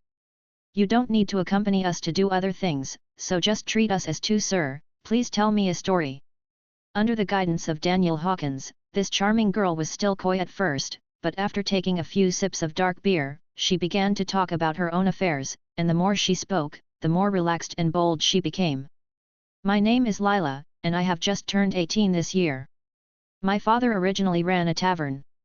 Although it is not a big tavern, I can still live a relatively comfortable life in Seraphia. Oh! Daniel Hawkins asked, then how did you come here to do this? Isn't it because of the National Wizarding Academy competition recently? My father is one of the gamblers. Having said this, the charming girl was quite angry. Daniel Hawkins thought she was angry with his father for gambling, but unexpectedly she said, "It's all the fault of that man named Daniel Hawkins." Hearing this, Jacob Toll couldn't help but look at Daniel Hawkins. With that smile, Daniel Hawkins really wanted to slap him. Ah! Wang Defa, what does this have to do with me? Daniel Hawkins smiled and said, "Your father is a gambler, what does it have to do with Mr. Hawkins?" "Bah, don't say he is, sir. If he hadn't kept winning, would my father have been losing? And in the last game, my father directly mortgaged the tavern and the house, and borrowed a lot of loan sharks. I heard that there is a lucky shop. The odds of winning on Leo DeLorean were very high, so I went to that lucky shop and made a big gamble. As you can see, I lost everything and sold me here. The last thing my father said to me was, 'Fortunately, you are good-looking and innocent. Girl, you can ask for a good price.'" "Then how much did he sell you for?" Jacob Toll laughed. Lila shook her head and said, "I just came here yesterday, and I didn't see any money at all.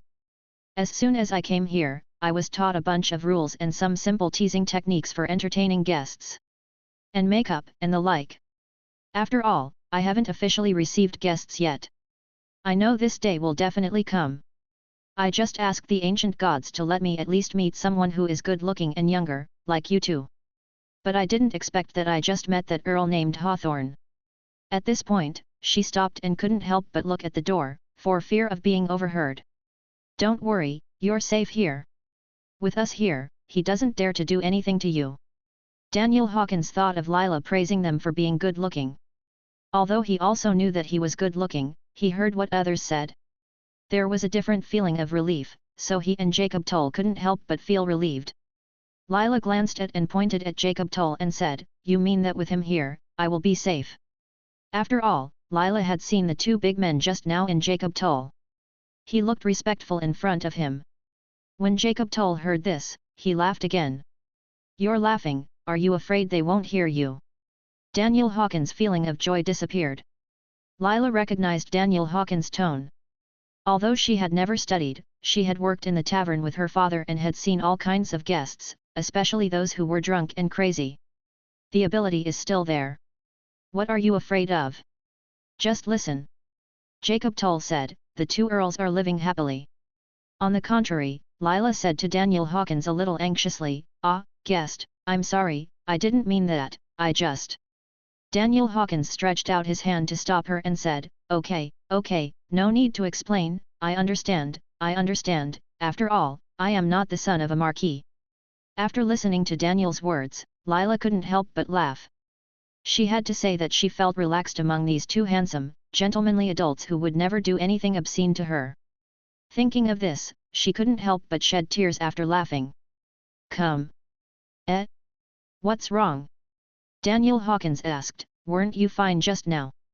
Lila knew that she had lost her composure, and quickly wiped away her tears and said with a smile, "It's nothing, I just think you guys are so nice. I probably won't meet such good guests as you in the future. Please tell me your names. I will always remember you, if you come again next time, I will serve you with all my heart."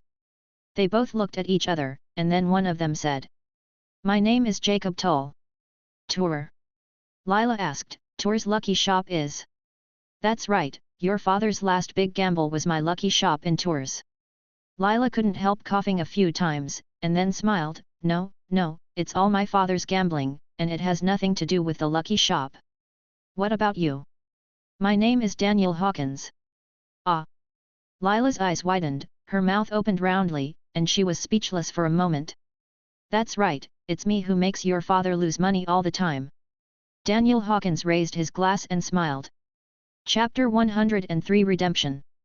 After hearing their self-introductions, Lila's face suddenly turned red, and her voice lost its previous ease, and began to return to the hesitant tone it had when she first met them. Daniel Hawkins smiled and said, "Don't be nervous, you were right when you scolded us just now. She didn't scold us, she was obviously scolding you. Jacob Toll laughed loudly. I can't believe that, my Lord Baron, you are the real culprit that caused her to be sold here. To the north, if you hadn't opened a lucky shop, would anyone have gambled? I think those of you who open lucky shops are the worst offenders. Daniel Hawkins scolded and clinked glasses with him. Okay, even if I open a lucky shop, it can be regarded as corrupting people's hearts, Jacob Toole said, but don't you also look at how many lucky shops there are in the country, then my badness will be insignificant.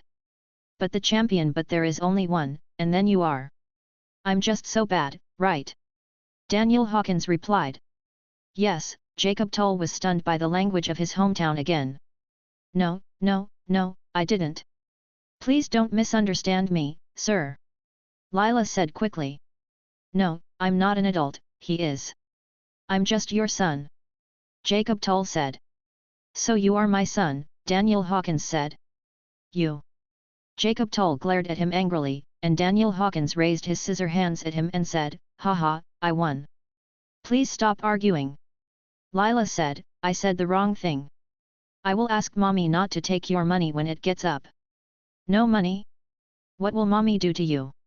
Daniel Hawkins asked. This, I don't know this, but I'm willing to be punished. Lila said, however, I would rather wash and cook for them, or even pour swill, than sell my body. Book of the Ancient Gods. I have said that Mei Niang will be corrupted and will go to hell, but I don't want to go to hell. Oh, I didn't expect you to be able to read. Jacob Toll put a piece of dried meat into his mouth. At this time, the three of them had spread all the bedding and pillows on the bed on the floor. Jacob Toll no longer held his posture, but lay on the floor with his hands on the pillow and his legs crossed. He would get up from time to time to drink and eat slices of meat. Although Daniel Hawkins was not as respectful and polite to him as others, he quite liked it. Lila hugged the pillow. She was quite good at drinking. She drank 3 large glasses of dark beer without realizing it and ate a lot of dried meat. This was the best she had eaten in the past 2 days. Seeing her nodding, she said proudly, yes, I taught myself. When I was a child, I would go to church with my mother every week. At that time, my mother was illiterate, but the clergy in the church were very enthusiastic. As long as you asked them about the Book of Ancient Gods, they would always answer you, and they would take the trouble to read it, and I would learn it. All the words. And those words are completely enough for running a tavern.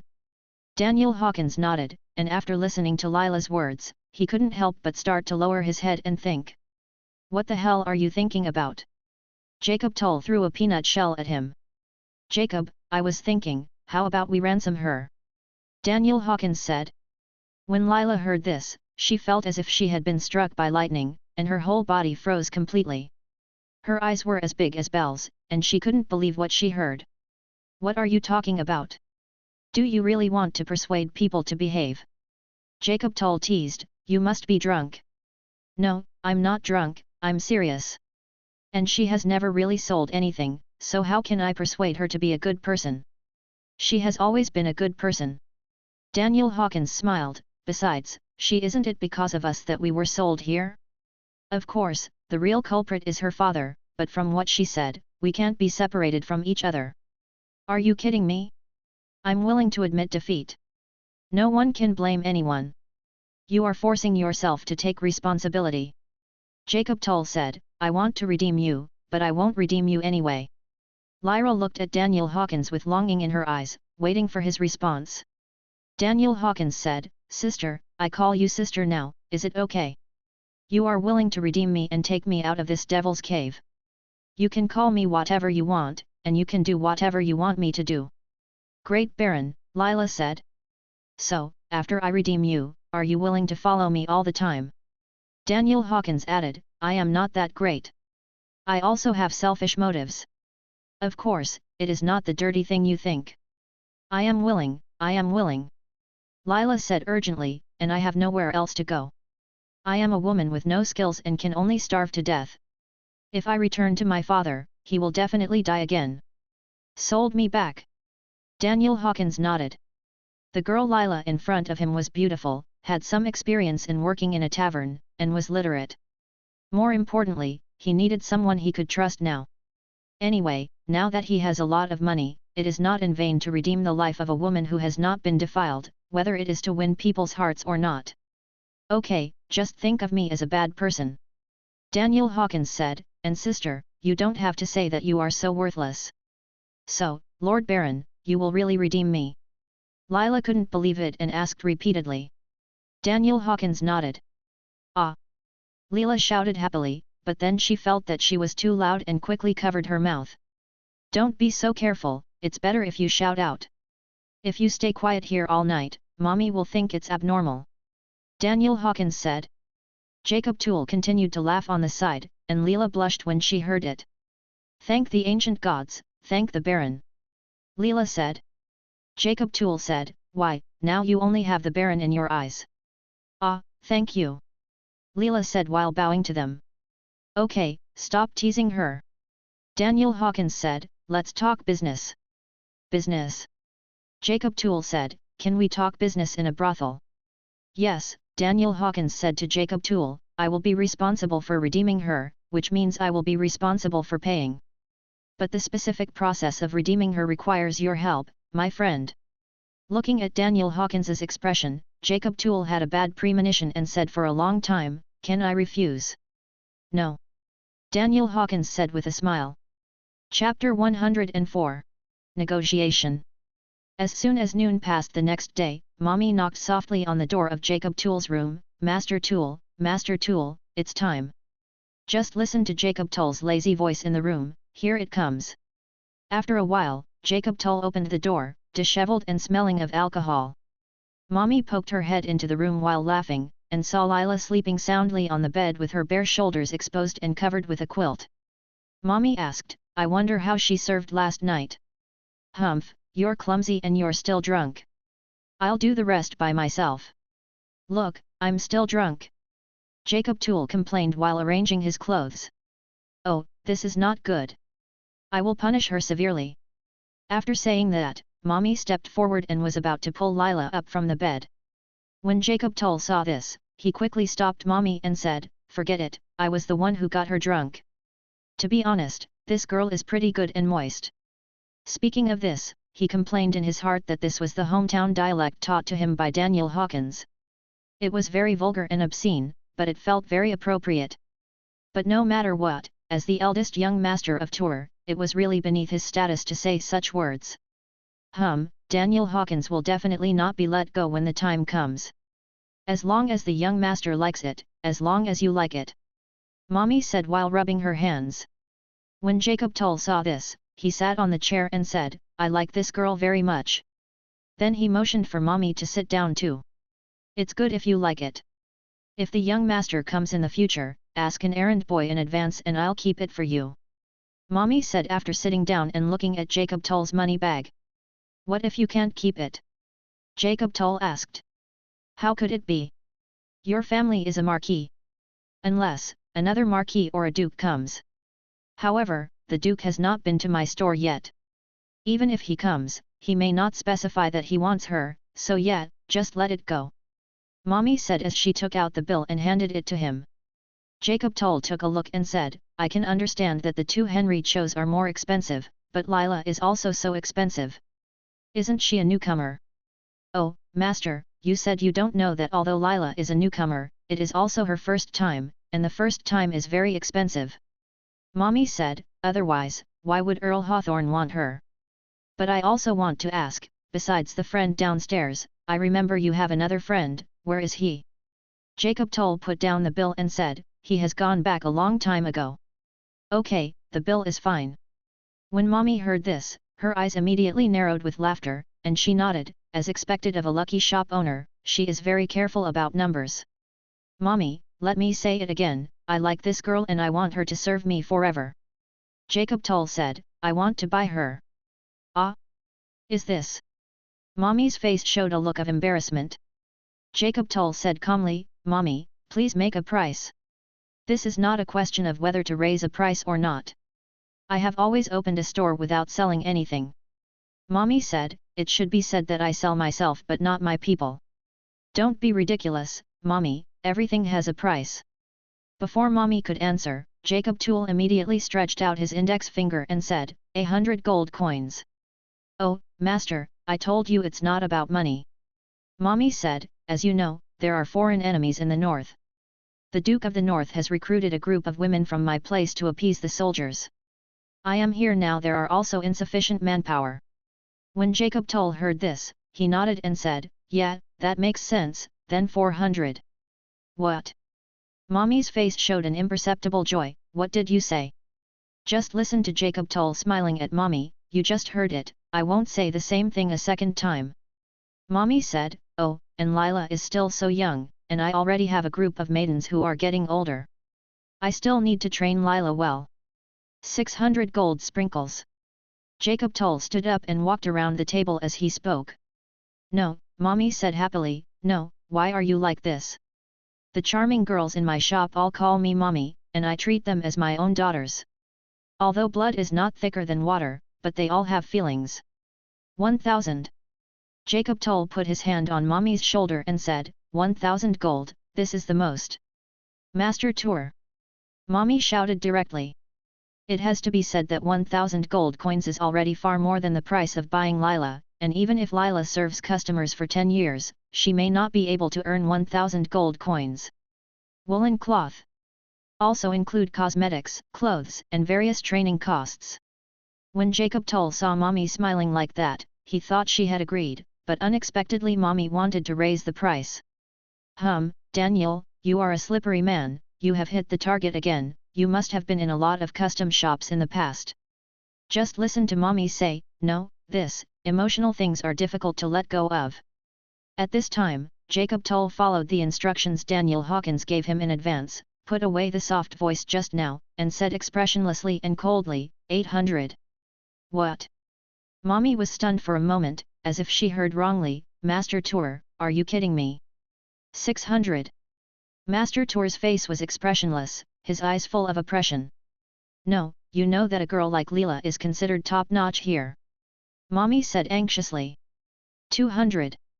Jacob Toll said.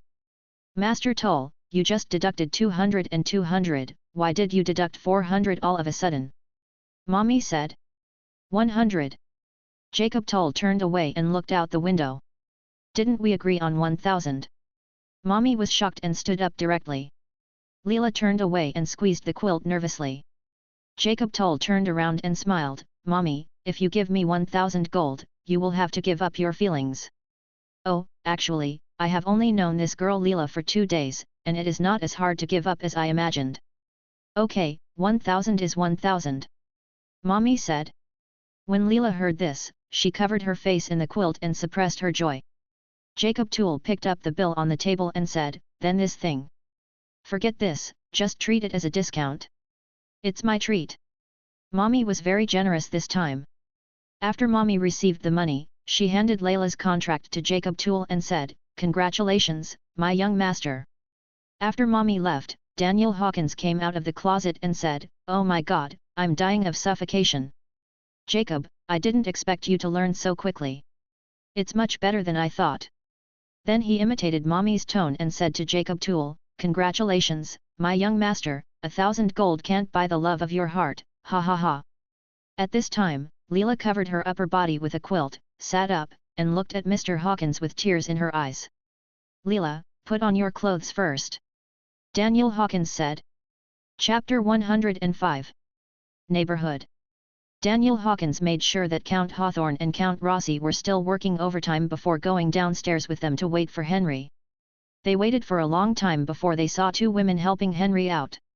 Looking at Henry Hawkins' heavy eyelids and haggard face, Daniel Hawkins couldn't help but smile to Jacob Toll, my second brother is invincible in the world. Jacob Toll gave a thumbs up and said, invincible indeed. Henry Hawkins didn't even have the strength to smile awkwardly, but just lowered his head and hid behind Daniel Hawkins. After Daniel Hawkins returned the 1000 gold coins for redeeming Leela to Jacob Toll, and Jacob Toll gave him Layla's indenture, they exchanged a few simple greetings and then parted ways. After leaving the door of the custom shop, Henry Hawkins looked back from time to time inside the shop, and saw the 2 women who served him last night in the shop were smiling and teasing him, waving at him. Okay, my second brother. Henry Hawkins said, it's enough to have sex once, and your first time is the best version of your life. Take care of your body.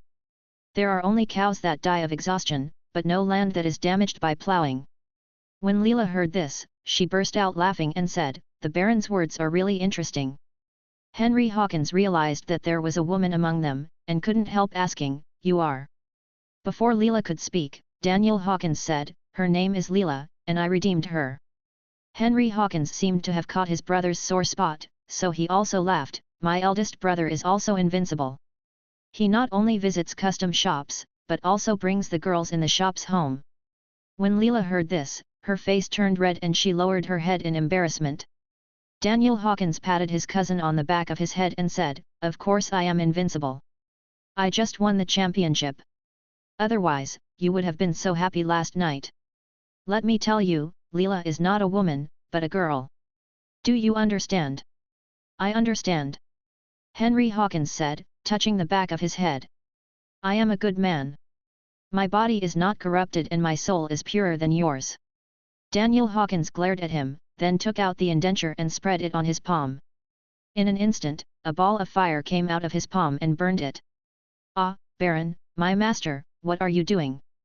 Leela saw this and hurriedly said, "You spent 1,000 gold to buy me." "Yes, you are free now." Daniel Hawkins smiled. "Free?" Leela repeated. Daniel Hawkins nodded, "That is to say, you can go wherever you want. I am the Baron, but I am not your master. But I don't know where to go." Leela was a little panicked, "Don't you want me?" "No," Daniel Hawkins said, "you can read and manage a tavern, which I think is a very good skill. If possible, I would like to invite you to be my work partner." Work partner? Leela really didn't understand. She has been relying on her father all her life, and she has never thought about freedom. "Yes, I will sign a document with you again at that time." Daniel Hawkins. "Oh. I understand." Leela suddenly realized. Daniel Hawkins saw this and knew that she had misunderstood, and quickly added, "No, no, no, it's not the indenture you think, it's a contract." "Contract?"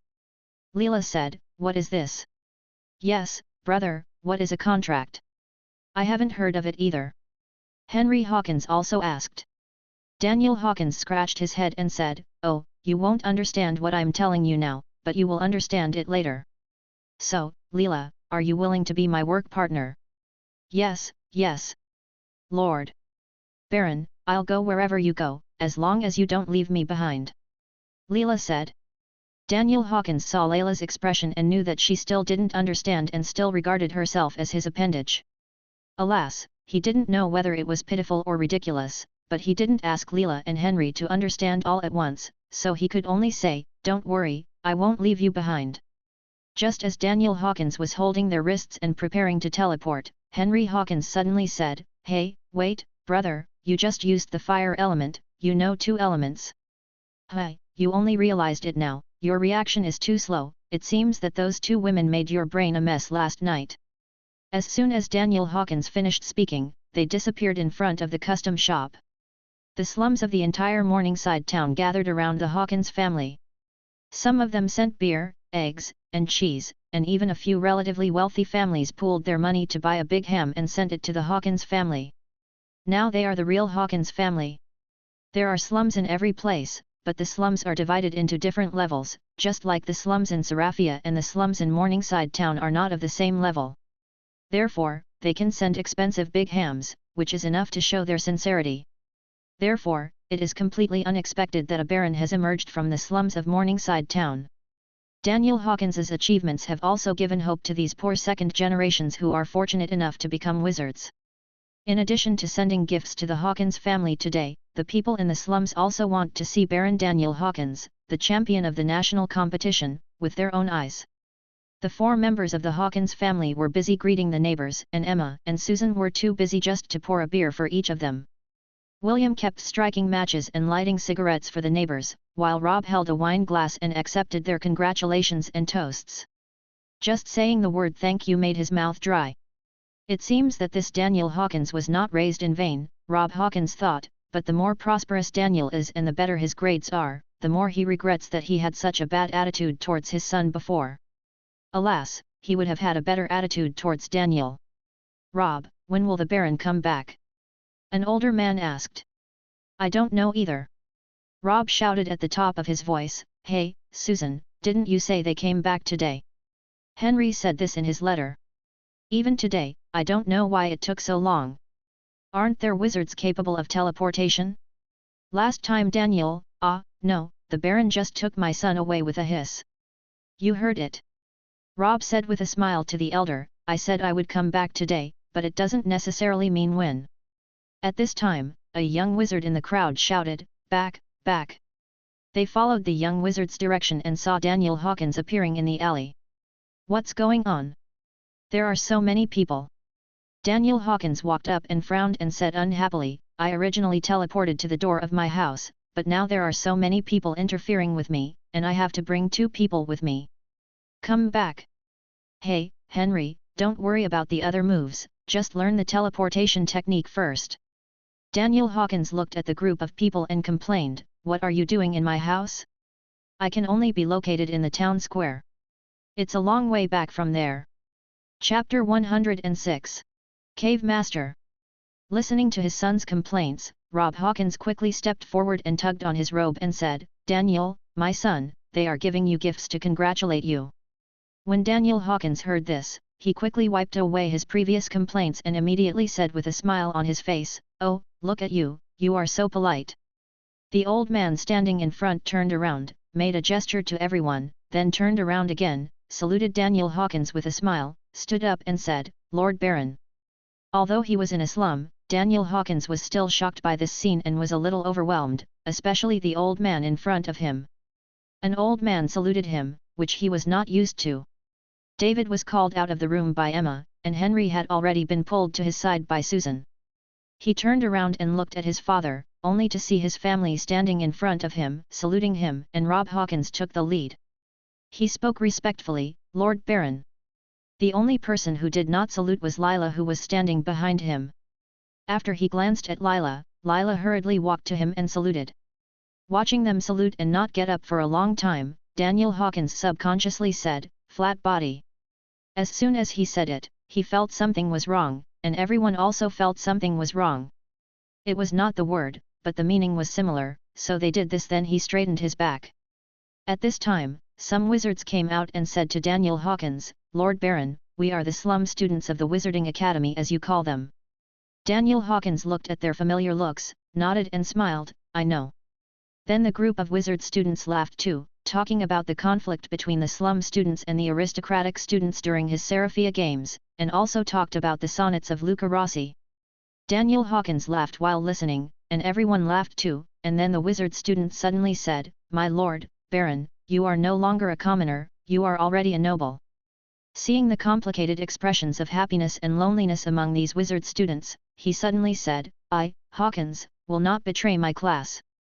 When this group of wizard students heard this, they didn't quite understand it, but they felt very lofty. They roughly understood that Daniel Hawkins was still their eldest brother. Thinking of this, they burst into cheers. Of course, Daniel Hawkins later added, "If any of you become nobles one day, I hope you will not betray your previous class." Did you hear that? An older wizard student turned to them and said, "This is what Hawkins taught us. It means that the eldest brother should never abandon the younger brother." Daniel Hawkins said, "You can understand it that way." Then Daniel Hawkins walked up to the elder who took the lead in saluting him and said, "Old man, it seems that they all listen to you. Of course, this elder is very respected in this slum. Your mother and I found our jobs with the help of this elder," Rob Hawkins said. "Thank you." Upon hearing this, Daniel Hawkins also saluted quickly. The old man looked frightened and quickly stopped Daniel Hawkins and said, "Lord Baron, I'm just a pariah, you can't salute me." Seeing the old man's fear, Daniel Hawkins sighed in his heart and could only give up, so he said, "Cave Director, thank you for your kindness and respect. It is getting late, so you can let them all disperse and go back to rest early." The old man nodded and asked, "Yes, my Lord Baron, but what did you just call me?" "Cave Director, what is Cave Director?" "I think so. Towns have mayors and villages have village chiefs, so should slums also have mayors," Daniel Hawkins said. When the old man heard this, he laughed loudly, "In my life, this is the first time I have heard the title of Cave Chief." "Okay, you will be the mayor of the slum from now on," Daniel Hawkins said. Okay, thank you, Lord Baron. This is an interesting name. Lord Baron, this is not your territory. Rob Hawkins reminded. Just listen to the chief of the slum saying, what does it matter if it's not the Baron's territory? No noble has ever come to take care of our slum. Except for sending people here to collect taxes from time to time, we are left to fend for ourselves. Okay, no more talking, let's get over it, Lord Baron is going to rest. Daniel Hawkins thanked everyone, and after they left, he heard his Aunt Susan say, Henry, why do you smell like perfume? Hi. Henry Hawkins sniffed himself and said, no. You still said no. When you just saluted, the smell of your perfume rushed into my nose. Susan said with doubt on her face, what did you do? Henry Hawkins panicked, and before he could speak, Daniel Hawkins quickly answered, Aunt, didn't I win the game? A group of witches surrounded me after I came off the field, and Henry happened to be with me, so it's easier for him. Oh, that's it. Susan obviously believed it, those witches are also so careless. This is a bit indiscreet. Well, it's a big city, said Daniel Hawkins. Yeah, that's true. Susan Hawkins said, are you hungry? The food is ready. Hurry up. So who is she? The mother noticed the girl following her son and heard her say. Oh, her name is Lila, she is my work partner. Daniel Hawkins introduced and winked. Lila stood up and saluted them. Work partner? What work partner? Emma asked. Lila was about to nod when she heard Daniel Hawkins say, it's not a maid, it's a work partner. Oh, I don't know how to explain it to you at the moment. Anyway, she has to live with us for a while now. Seeing everyone's expressions of realization, Emma said, my son has grown up and has needs, but you are now a baron. Let's have fun, but people of unknown origin cannot marry casually. Lila was embarrassed after hearing this, Rob and William were thoughtful after hearing this, David was thinking about the food in the house, Daniel was going crazy after hearing this, and Henry had a bad smile after hearing this. Wow, this is going nowhere. Daniel Hawkins said, Mother, it's not what you think. She is innocent, respected, knowledgeable, and a talent. Do you understand talent? She is literate. People with skills, people who will be helpful to my career in the future, you understand. Oh. Emma still didn't quite understand what else a woman could do besides cooking for men, taking care of the children, and satisfying men's needs. But as soon as she heard that the girl was literate, her attitude toward Lila improved. Oh, I didn't expect it. I'm sorry. At first, I thought it was the maid given to our Hawkins family by the king. Well, this seems to be a good reason. Daniel Hawkins thought, he would have known this reason earlier, otherwise he wouldn't have had to waste so much time. Chapter 107. Confession. Daniel Hawkins felt the benefits of being a baron at home. He sat at the head of the table, and the family members treated him with respect. If he didn't eat with a knife and fork first, they would not dare to eat first. Not even his father Rob would dare. He originally thought about telling his family and relatives that there was no need to be like this, but then he thought about it and decided to take advantage of this momentum to completely surrender his family members to him willingly and truly use them for his own use. After all, he would take over the territory in the future. You need a group of talents. Talent is rare, and trustworthy people are even rarer. Although they had not been very kind to him, and it was hard to say whether they were talented people, at least he knew that his father, Rob, was definitely the talented warrior he needed. At least these Hawkins in front of him are more trustworthy than others in this world. Tonight was the first night he had dinner with them as a baron. No one spoke in the audience, which was in sharp contrast to the previous frolics.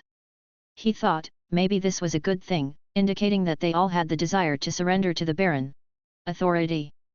He specifically asked everyone to eat quietly for a while before he started to say, we can talk.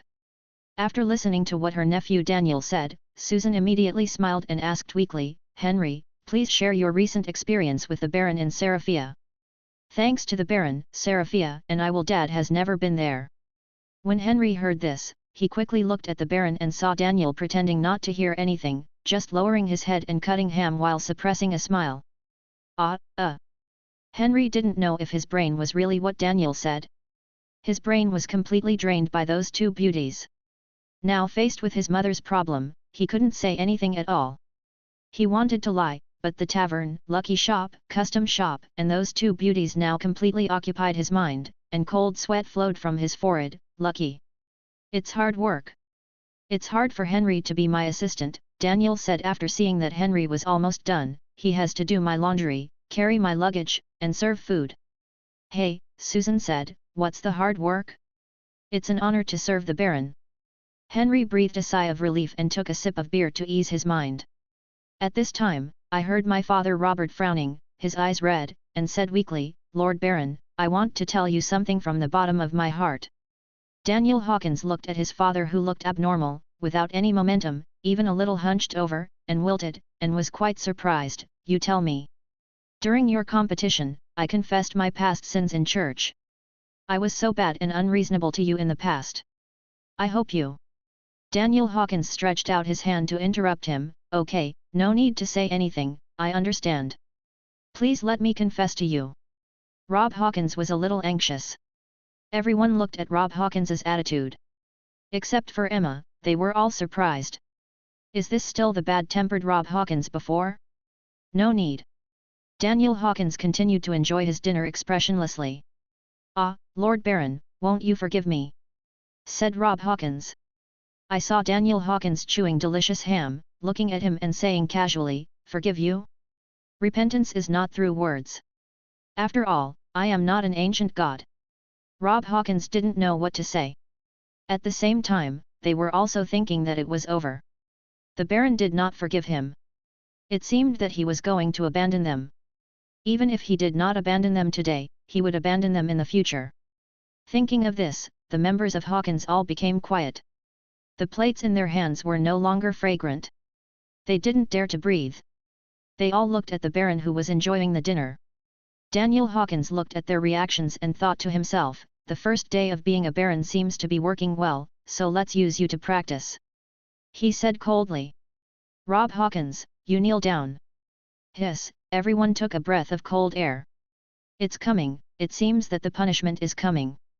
Rob Hawkins looked at the wizard Baron in front of him, and the weak look had completely disappeared. Not only him, but also Emma felt that Daniel tonight gave them another layer of strangeness. Daniel Hawkins glanced at Rob Hawkins, this is the last chance, will you kneel or not? When Robert Hawkins heard this, he came to his senses, immediately knelt down on his knees, and said humbly, may the Lord Baron punish me. The father knelt down in front of his son. This was something that Daniel Hawkins never dared to think about in Blue Star.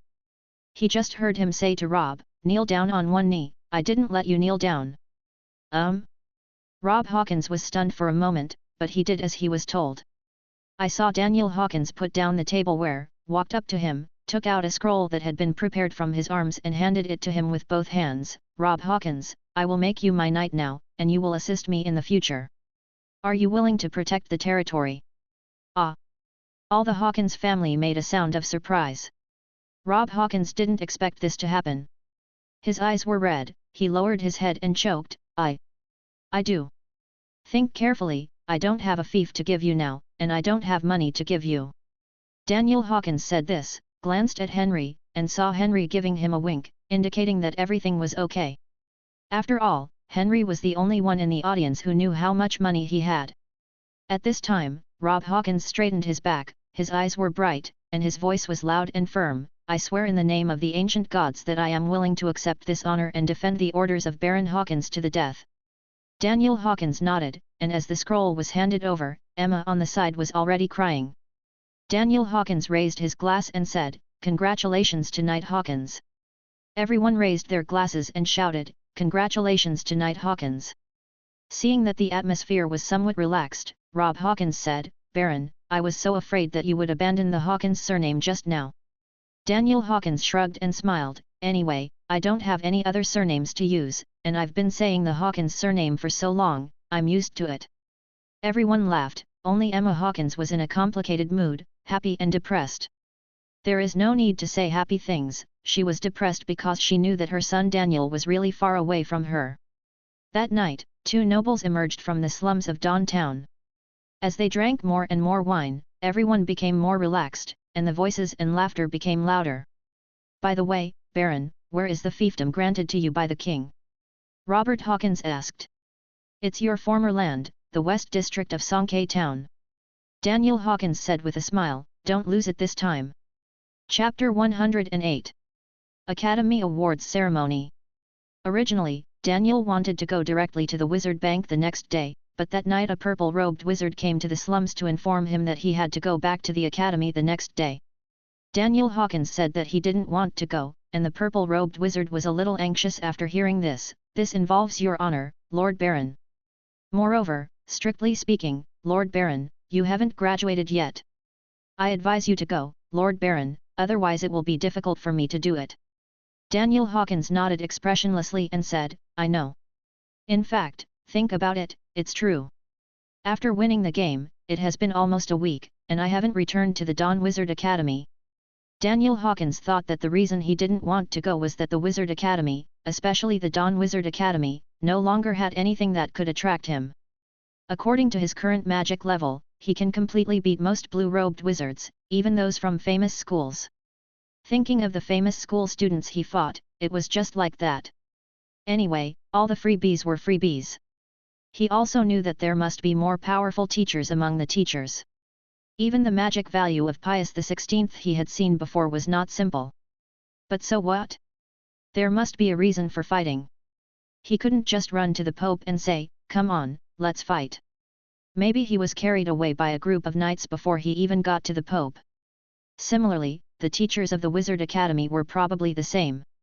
Facing the challenge of students, Daniel Hawkins believed that the teachers would definitely not fight if they could. If they won the students, it should not be a big deal, but if they lost the students, how would the teachers survive in the future? And the reason why Daniel Hawkins was so sure was that he had seen the level of Wizard Academy teachers above the blue robe when he was bored. It can only be said that except for a few who were really talented, most of them were not as good as Teacher Dylan. Therefore, Dawn Wizard Academy was the place he least wanted to go to now, but later he thought about it and decided to go because he remembered that he still owed Principal Mueller 1,000 gold coins. Okay, let's go. After Daniel Hawkins finished thinking, he arranged for his mother Emma to clean up a room for Leela, and then went back to his room to sleep. After Daniel Hawkins had breakfast made by Susan early in the morning, he took Henry Hawkins to the Dawn Wizard Academy. When the two of them teleported to the door, they saw 2 rows of students and several purple-robed wizards standing at the door. As soon as they saw Baron Hawkins, the purple-robed wizard made a gesture to them, and all the students applauded and cheered. Of course, most of these students were slum students, and they were willing to welcome them. With the warm welcome, Principal Mueller and some senior yellow-robed and green-robed wizards came out, and of course Paul Mueller was indispensable in the lineup. Although they were welcoming Daniel Hawkins, it had to be said that it was a bit exaggerated, which caught him off guard. Principal Mueller, this is too exaggerated. I just won a game. There is no need to be so exaggerated. Daniel Hawkins said. Not an exaggeration, not at all, Lord Baron, you are now a hero and role model of our Dawn Wizard Academy. Principal Mueller said. Principal Mueller, haven't you always looked down on me?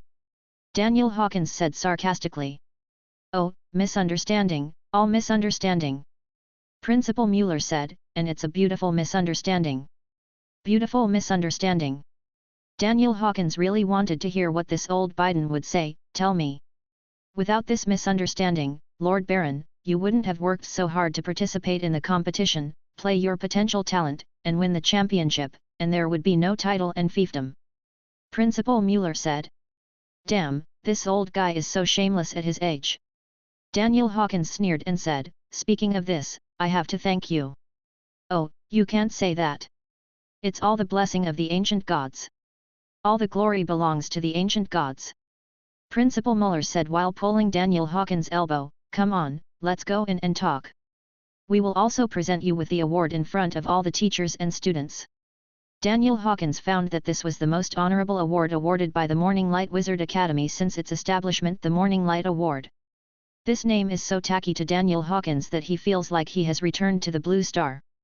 And this award is Paul Muller's masterpiece.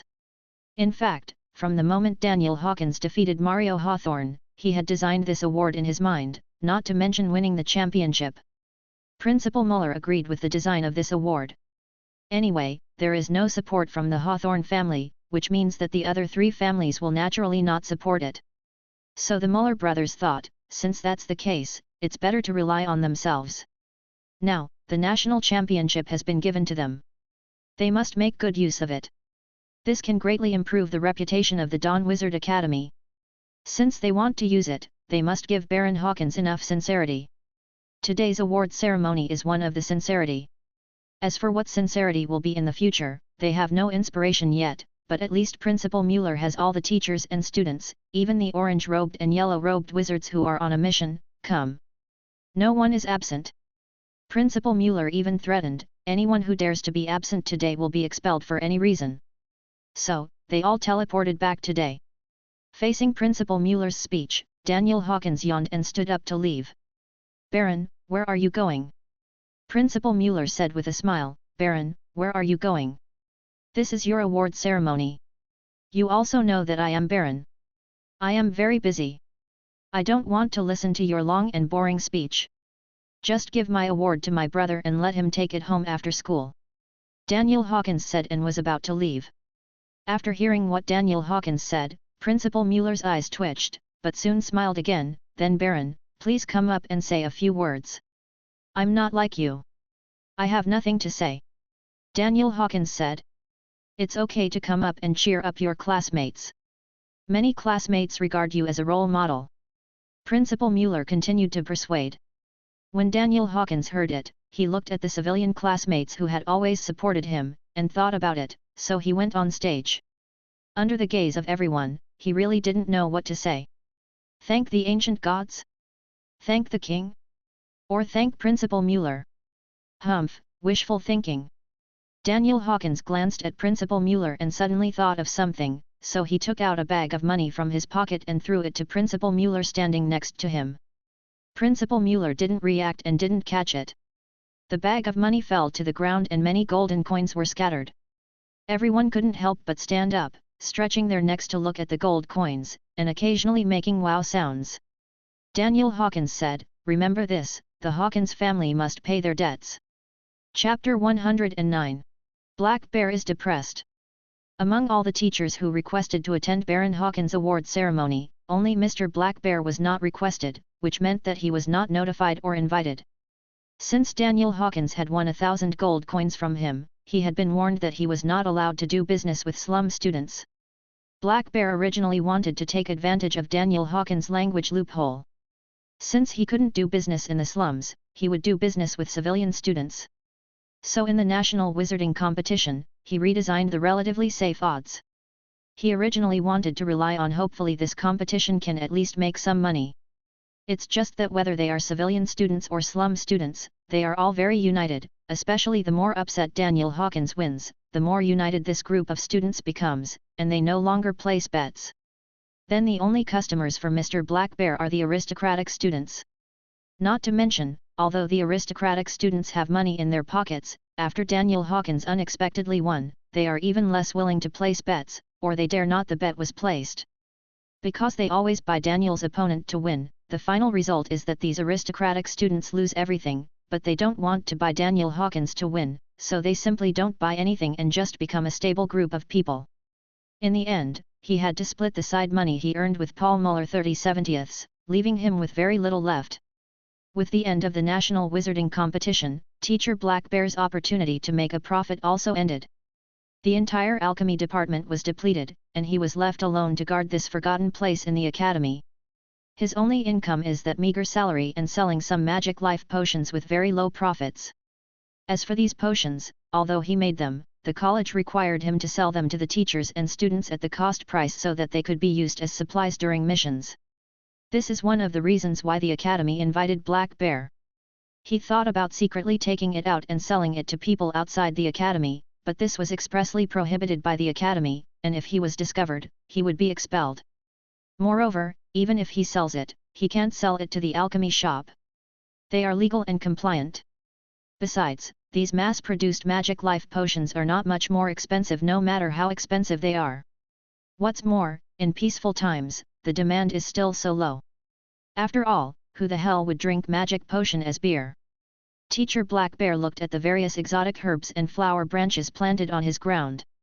Nearly 1/3 of them were withered. He then looked at the empty bottles on the shelf and couldn't help but sigh, if you don't have money, what kind of alchemy products can you make? I can't even develop it even if I want to. On the bright side, Mr. Black Bear has no one to care about him and can be messed up, but no matter how messed up he is, he can't hold back his yearning for alchemy. Damn it, Mr. Black Bear smashed the wine bottle on the corner, quit, that's it, I'm leaving, why did I come to the Wizarding Academy in the first place? I thought I could show off my ambitions, and while I still have some savings, I went to get some potions myself. Just sell it on the black market. If he was caught, the worst he could do would be to be put on the guillotine. It would just be death, so what the hell? To be honest, Mr. Black Bear hates the Wizards Association. Before the Wizards Association was established, all alchemical products were traded freely. Since the Wizards Association was established, not only the most basic potions must be certified, but becoming an alchemist must also be certified. You also need certification to open an alchemy shop. Well, let's get certified. Teacher Black Bear found that the cost of obtaining certification is very difficult. There are many conditions for obtaining certification. In general, these are just the following: identity and money. It's okay if you don't have an identity, then let someone with an identity endorse you and support you. If you still don't have one, that's okay, then just throw money at it. If there are none, the black market and the guillotine are the way out and the destination. The black market is not a black market at first. It is after the so-called certification that the black market becomes a black market. Thinking of the guillotine, Mr. Black Bear calmed down a little no matter how drunk he was. Paul Mueller is his backstage, which is what many black market alchemists dream of. That's right, he doesn't have the opportunity to do research and development now. His daily job is to clean glass bottles. I still have a lot of alchemy ideas, but so what? So what if it's boring? So what if it can't be realized? At least my life is stable. No matter what, just live in peace and die in peace. Thinking of this, Teacher Black Bear fell to the ground and couldn't help but shed tears. At this moment, he heard a creak and his door was pushed open. Haha, they all don't respect me, Teacher Black Bear thought, and didn't even knock on my door. He looked up with disdain, thinking that the other party was here to ask for magic potion again, so he didn't have a good face, but when he saw after seeing the other party, his eyes widened. Baron! Baron! Teacher Black Bear said in surprise. He didn't expect the other party's arrival at all. Teacher Black Bear, I originally wanted to knock on the door, but I heard someone was wrestling here, so I opened the door. Daniel Hawkins quickly went up to help Teacher Black Bear, who smelled of alcohol. Teacher Black Bear quickly stretched out his hand to stop him, stood up quickly, and arranged his clothes randomly. He was so nervous that he burped and said, "Don't dare, Lord Baron." After that, salute to Daniel Hawkins. Daniel Hawkins looked at his red and swollen eyes and knew that he had cried. Although he didn't know the reason, he could feel Teacher Black Bear's sadness, but he still smiled and said, "I didn't see you at the awards ceremony. Why, I caused you to lose money and lost your business, so you don't want to see me, do you?" Ah! Teacher Black Bear was a little overwhelmed by this question. He couldn't say that he had not been notified or invited, so he said, "I am not feeling well. It's my fault. Sir Baron, please forgive me." Daniel Hawkins waved his hand and smiled, "Forget it. There is nothing good about such a conference. It is very boring. I wonder why Sir Baron is here?" Teacher Black Bear asked weakly. Suddenly he realized something and said with fear and trepidation, "Ah, Sir Baron, I don't do business in the slums anymore, not even with civilians." "Don't worry, I'm not here for this." Daniel Hawkins said, "I will make some commissions next." "I understand." Black Bear nodded, then went to the shelf and held a dozen red and blue bottles and handed them to Daniel Hawkins, saying, "Here, these are my little gifts. Consider it my congratulations to Sir Baron." Daniel Hawkins looked at the magic life potion in his hand and shook his head, "I don't want these." "Ah? What do you want?" Teacher Black Bear asked. "Do you have some potions that can change one's appearance?" asked Daniel Hawkins. Chapter 110. Teacher Black Bear shook his head. "Okay, excuse me." Daniel Hawkins nodded and turned to leave. "Wait a minute," Teacher Black Bear said quickly, "I don't know if you are in a hurry or not. I don't have it now, but I can make it." How long are you going to do? Daniel Hawkins asked. If it's a potion, it can be made in 1 day. Even for me, it doesn't even take a day.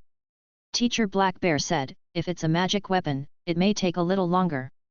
Magical weapon? Daniel Hawkins asked, where can I buy it? There's nothing for sale outside. After saying that, Teacher Black Bear swept away the haze just now, turned his notebook to a certain page and said excitedly to Daniel Hawkins, look, this is my idea, but I believe I can make it happen. When Daniel Hawkins took a look, he saw a mask drawn on it. Annotations were written around the mask, and dense notes were written in the blank spaces.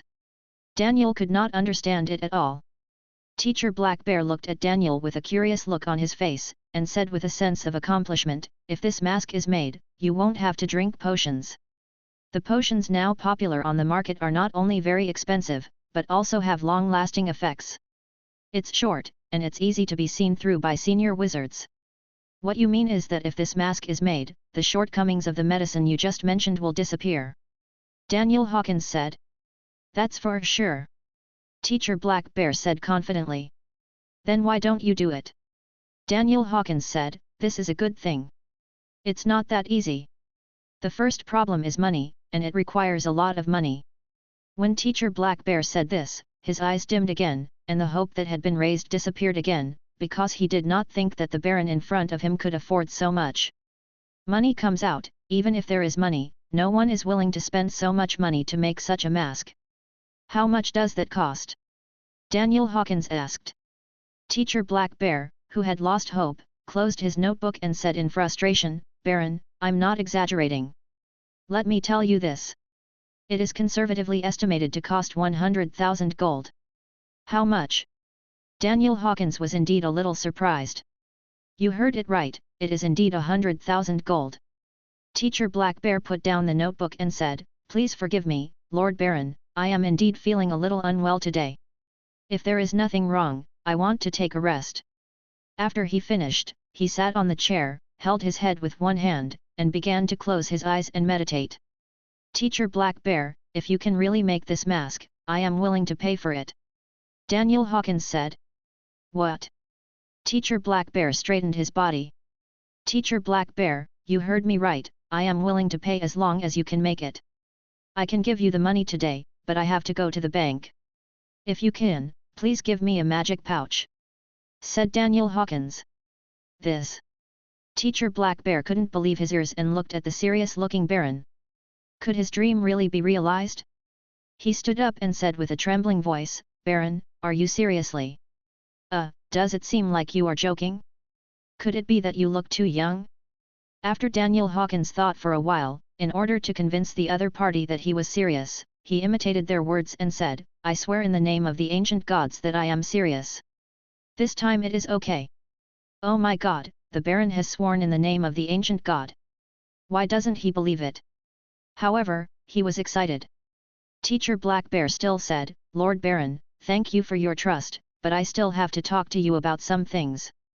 To be clear, please forgive me for being a little too excited and saying some big words. What? Big talk? Daniel Hawkins said, so what you just said was all bragging? Does it mean that the mask can't be made and it's your whim?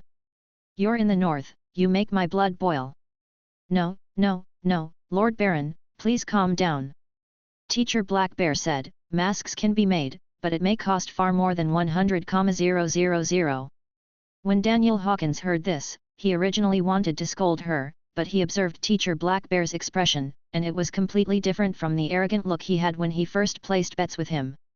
Today's Teacher Black Bear gave him a feeling of humility and helplessness. And if he really wanted to raise the price, why would he tell him about it before he invested? Teacher Black Bear could have deceived him into investing 100,000 yuan first.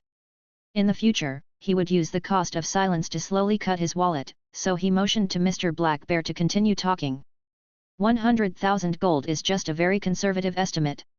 Lord Baron, I am not afraid to confess to you. This is the first time I have made such a mask. This may require repeated experiments and debugging, plus the materials used in the production. Rare materials, so. It turned out to be like this, but this was not what Daniel Hawkins expected, so he stretched out his hand to stop him and said, just give me the total number.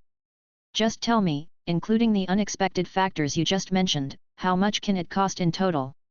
Come out. Teacher Black Bear opened the notes again, looked at them carefully and thought for a long time, muttering to himself from time to time.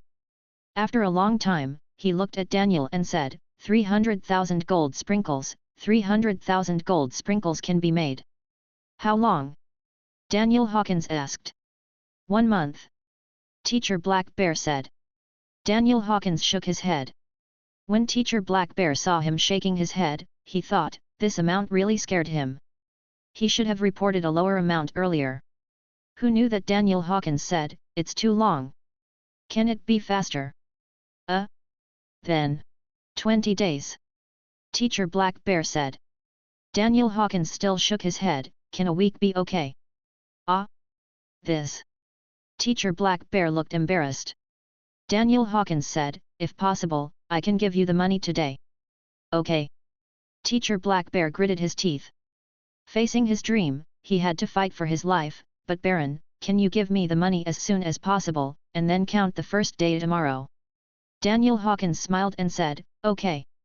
Very good, it's still early, so this is equivalent to buying one more day for himself, Teacher Black Bear thought. Just when Baron was about to leave, he said again, wait, Baron, there are still some things I want to tell you. Daniel Hawkins's transmission was interrupted, and he was a little unhappy. He wondered if he wanted to increase the price again. Once this mask is made, it will not be certified by the Wizard Association. In other words, once it is discovered, both the user and the maker will be judged, and in serious cases, they will be sent to the guillotine. Teacher Black Bear said. Faced with Teacher Black Bear's words, Daniel Hawkins did not feel angry, but felt that the other party was sincere. He only heard him say calmly, oh, I don't care, just do it boldly. Chapter 111. Bank Warehouse. Daniel Hawkins, under the guidance of the bank wizard, came to the door of a room. The name of Daniel Hawkins was written on the door, and the door next to it was Henry Hawkins's. After all, Daniel Hawkins is now a multi-millionaire, and with his status as a baron, the bank staff treated him very well. In addition to chatting and laughing to liven up the atmosphere, they answered all the questions Baron Hawkins asked. I feel that your magic power is very strong here. Daniel Hawkins said. That's for sure, my Lord Baron. After all, so many people open accounts and deposit money here, and a large number of wizards are needed to perform space magic regularly. Otherwise, so much money needs to be classified, so enough space must be guaranteed. The bank staff said. Daniel Hawkins surrounded this huge bank warehouse and thought, no wonder the king wants to expand the wizards vigorously. He really couldn't imagine how much wizard magic power was needed to maintain such a large warehouse. He pointed at his cousin Henry's door and asked, if you open an account but don't have any deposits, will this room remain? The bank clerk shook his head and said, it depends on the customer's level. If you are just a civilian, it will only be kept for 3 days. If you want to open an account next time, you must reach a fixed deposit and pay a certain handling fee and space maintenance fee. If you are a noble, the higher the level of nobility, the longer the retention time, and the relevant fees will also be reduced accordingly. After speaking, the bank clerk performed a spell operation, which Daniel Hawkins thought should be authorization or password input. When the door opened, he was stunned. He had previously bet 857,380 gold in the DeLorean Lucky Shop, and his odds were 30 times, plus Jacob Toole's bounty of 1 million gold. He now has a total of nearly 27 million gold. The gap between him and ordinary people now is like the gap between Musk and ordinary people. To be honest, he didn't really believe that DeLorean's Lucky Store could lose so much money. Even if it lost money, the regular store couldn't open. But the fact is that they not only lost money, but the store is still running well, as if nothing had happened. The staff of DeLorean's Lucky Store said to him at the time, the money has been transferred to your account, here is your ticket. He didn't believe it at the time. He didn't believe that there could be so much money in the world. Could it be just a string of numbers?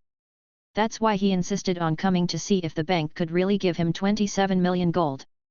The bank clerk saw Daniel Hawkins's surprised look and couldn't help asking, Baron, these are all your assets, a total of 26,721,000. Daniel Hawkins stretched out his hand to stop him, okay, don't read it. Then he took a few deep breaths and asked, I didn't expect you to really come up with so much money. After he entered the house, he grabbed a handful of gold. These were not paper money. Even if the impure gold was used to mint coins, it was still gold. He alone can have so much money, which means that other nobles, even the king, needless to say, the DeLorean family alone must be richer than him. He thought of the living expenses in the slums. My God, the gap between the rich and the poor is ridiculous. The bank clerk was surprised and said, "What's so strange about this? Since King Caesar defeated Orsax, our lock kingdom has become the most powerful empire. Ah, King Caesar is so great. The ancient gods gave King Caesar to us." Orsax? What is that? Daniel Hawkins asked. Ah! The bank clerk was even more surprised. As a citizen of this country, you don't know it. Daniel Hawkins scratched his head and said, "Well, I was a civilian before and didn't go to school. It's not a question of whether to study or not. Your parents will always tell you." The bank clerk said. Ah, maybe there is. Daniel Hawkins tried hard to read the original owner's memory. It seems that there are some fragments about King Caesar, but they are all very vague. Seeing that he was still puzzled, the bank clerk said, "Well, to put it simply, our King Caesar defeated the dragon guarding the huge treasure. The dragon's name is Orsax, and then the treasure made our entire kingdom strong and wealthy." Daniel Hawkins nodded and said, "Yes, it made some people rich." Ah? What did you say? The bank clerk asked. "No, it's okay," Daniel Hawkins shook his head repeatedly. He picked up a gold coin and said, "So these gold coins are melted and recast from the pile of treasure." The bank clerk nodded. "I see, so where did the dragon's treasure come from?" Daniel Hawkins continued to ask. "I heard that the dragon clan has been searching for them for thousands of years. Many people have been searching for their traces, and until now, no one knows where they are. Even if they know, those who have gone there have not successfully returned." The bank clerk said. "In that case, our King Caesar not only found the traces, but also destroyed it. No wonder you all admire King Caesar so much." Daniel Hawkins said. The bank clerk nodded vigorously. "Not only are there a lot of treasures in that pile of treasure, but we also found a lot of magic alchemy secrets. For example, the space magic we have now was brought back by King Caesar. His greatness is beyond doubt." Daniel Hawkins thought, "If I want to be a king in the future, I have to kill a dragon and bring back a bunch of treasures." After they finished talking, Daniel Hawkins took out the magic bag, stuffed a bunch of money into it for a long time, and then left the warehouse under the guidance of the bank staff. After leaving the bank, Daniel Hawkins first came to Mr. Black Bear, poured 300,000 gold to him, and said, "Don't forget, 1 week, if you make it, you will benefit from it in the future. If you can't make it, no matter where you escape, I will not let you go." Teacher Black Bear ignored his threats and immediately started research after receiving the money. Looking at the state of Teacher Black Bear, Daniel Hawkins felt that the money was not wasted. Daniel Hawkins does have a lot of money now. If he lives in the slums, even if he eats a lot of fish and meat every day, according to his savings, he can't spend it in dozens of lifetimes. But if he thought about it again, let alone the upgrade of system skills and the crappy mall, after he officially took over Town, as a lord, how many places would he have to spend money? Moreover, looking at the focused and busy Black Bear teacher, just making a mask would cost 300,000 gold. If he had to make some magic tools in the future, maybe the 20 million would be spent all at once. After all, the more money you have, the more you spend, and of course, the more you earn. Chapter 112. After Daniel Hawkins returned home, he immediately returned to his room and ordered Leela to guard the door. No one could come in without his order. He still pulled the curtains tightly as usual. Although he was a baron and the people in the slums showed respect for him, he had to be on guard, especially when facing so much money. He completely emptied the box of clothes. He no longer cared about the 3 rings he had looted in the ogre cave. Then, he opened the magic bag and poured the coins into the box. The extra ones were poured directly on the bed and the floor. "It's been a long time since I last saw you, my system." Daniel Hawkins opened the system and first clicked on wall. He moved his eyes to Light of Rebirth and looked at the annotation again. In short, you can be resurrected at any time after death, but there is a premise that the body cannot be destroyed. This is a bit difficult. The duel between wizards is often annihilated. However, I am not short of money. It's just 1 million gold. I bought it. With a whoosh, the system displayed. Light of Rebirth. Activated. Then he looked at Wisdom Inheritance, which simply means that it is very easy for him to impart knowledge to others, and it also has a range effect. It's only 500,000 gold, so just sprinkle it in.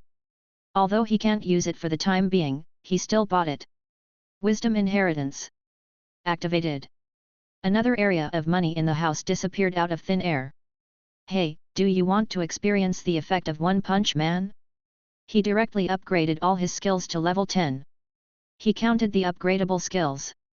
There are 9 ice spells, 2 earth spells, 1 fire spell, and 1 thunder spell, a total of 13 skills.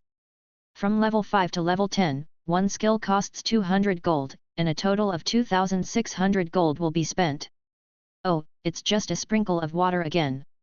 After a few minutes of refreshing points, all his skills have been upgraded to level 10. He still wants to move up, but his current skill level is completely sufficient. At least he can beat the so-called famous school teachers and students. There is no problem at all. He will wait until the level is not enough in the future. Moreover, the possibility of not having enough level is very small.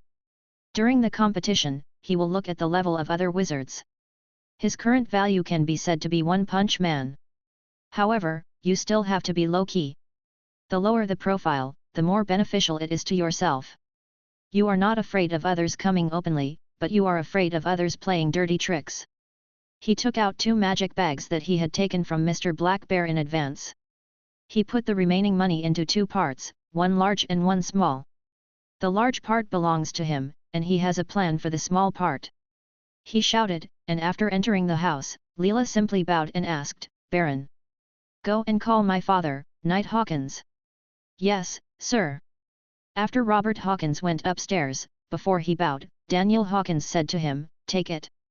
Facing the bag of money thrown at him, Robert caught it with both hands, and asked with a puzzled look, "What is this?" "Open it and have a look." Daniel Hawkins smiled. After opening the bag a little, Robert Hawkins immediately tightened it. He couldn't believe it, so he opened it again. It was money, a lot of money. He couldn't help but stammered, "Son, Baron, where did you get so much money?" Daniel Hawkins smiled and thought, all in hand is a kind of wisdom, I have more money than you can imagine, but he still said, "Don't worry about it." "Then why do you give me so much money?" Robert Hawkins asked. After all, when he knighted him a few days ago, the Baron said that he had no monetary reward. "Knight Hawkins, is this money enough to recruit some warriors for us?" Daniel Hawkins smiled and said, "You are a professional in this area." When Rob Hawkins heard this, he felt a sense of pride. He opened his purse again. This time, he didn't just glance at it, but reached in and roughly counted it. After counting, he shook the purse in his hand and said, "For first-class warriors, there will be about 100. Daniel Hawkins was stunned and said, "Why are there so few?" "My Lord Baron, if you want well-trained ones, it will naturally not be cheap. In addition, armor and weapons, as well as their accommodation and food, have not counted the cost of treatment after injury. If you recruit second-class warriors, it is not impossible. Therefore, we can double the number of recruits, but I don't recommend it. First, and most importantly, their combat effectiveness is weaker. Second, if we retrain them, the cost will be higher. Third, although their combat effectiveness is weaker, they will not eat less food. In fact, it is not so cost-effective, especially when we are in urgent need of people now." Daniel Hawkins' eyes lit up when he heard his father's last words, and he asked, "How do you know that we are in urgent need of people now?" Although Rob Hawkins usually has a bad temper, Rob Hawkins is very clear in the hierarchy. Now he is completely a conversation between a subordinate and a superior, a servant and a master, and there is no feeling of father and son at all. Daniel Hawkins likes this feeling very much. Rob Hawkins cleared his throat and said seriously, "I asked a wizard to teleport me to Songke Town these days. I found that Knight Toss is in power in our western district now, and his troops have increased in the past few days. It seems that he can't return the land to you, the Baron, with just a fiefdom scroll. In other words, we must be prepared for a fierce battle." Daniel Hawkins nodded and praised him very much, but he still asked, "If we really recruit 100 warriors, where do we let them live? It's impossible to let them stay in the slums, and it's even more impossible to find a residence for them in the city hall. After all, this territory still belongs to the Hawthorne family. 100 more warriors at once will definitely attract their attention. Rob Hawkins took out a roll of paper from his pocket without thinking, then pulled the table to the center with one hand and spread the paper. Daniel Hawkins went forward to take a look. It turned out to be a map of Songke town drawn by his father. It was very rough, but it was readable. Rob Hawkins gestured on the map and said, "Now Night Toss has occupied the North and West districts, while the South district is the territory of the Jackals and the East district is the Songke forest. So we can build a temporary military camp in the blank areas of the West and South districts. In the early stage, in order not to be exposed, we can disguise the military camp as a tavern." But what? Daniel Hawkins asked. "There is no water source in that area, so once our soldiers are successfully recruited, the longer they stay there, the higher the cost." Rob Hawkins said, "We also need trustworthy people to transport food and water." Chapter 113. Daniel Hawkins nodded and agreed very much with Rob's words, so he said, "Mr. Knight, your analysis is very reasonable. Just start doing this. If you don't have enough money, just tell me. I will take it. I'm going to visit Songtown when I get down." After listening to his son's words, Rob Hawkins quickly said, "Lord Baron, I advise you not to go to Songtown for the time being." "Why?" Daniel Hawkins asked. "As I said just now, I have been to Songtown. Now your portrait is posted everywhere in Songtown. It can be said that it is in every household." Rob Hawkins said, "Especially in the tavern, almost it's on every wall." After saying that, Rob took out another piece of paper from his arms, spread it out and saw that it was indeed his portrait of Daniel Hawkins. "I have to say, he is quite handsome, with bright eyes, a confident smile, and all the details are in place. Ha ha ha. Moreover, isn't this the way he skated when he won the final?" Daniel Hawkins asked, "Why do you have this thing? Do you know who drew it?" Rob Hawkins shook his head and said, "I don't know. I just know that it was painted by a witch. I secretly tore one off while they were not paying attention." "She is indeed a female fan," Daniel Hawkins said with a smile, "Ha ha ha, not bad, not bad.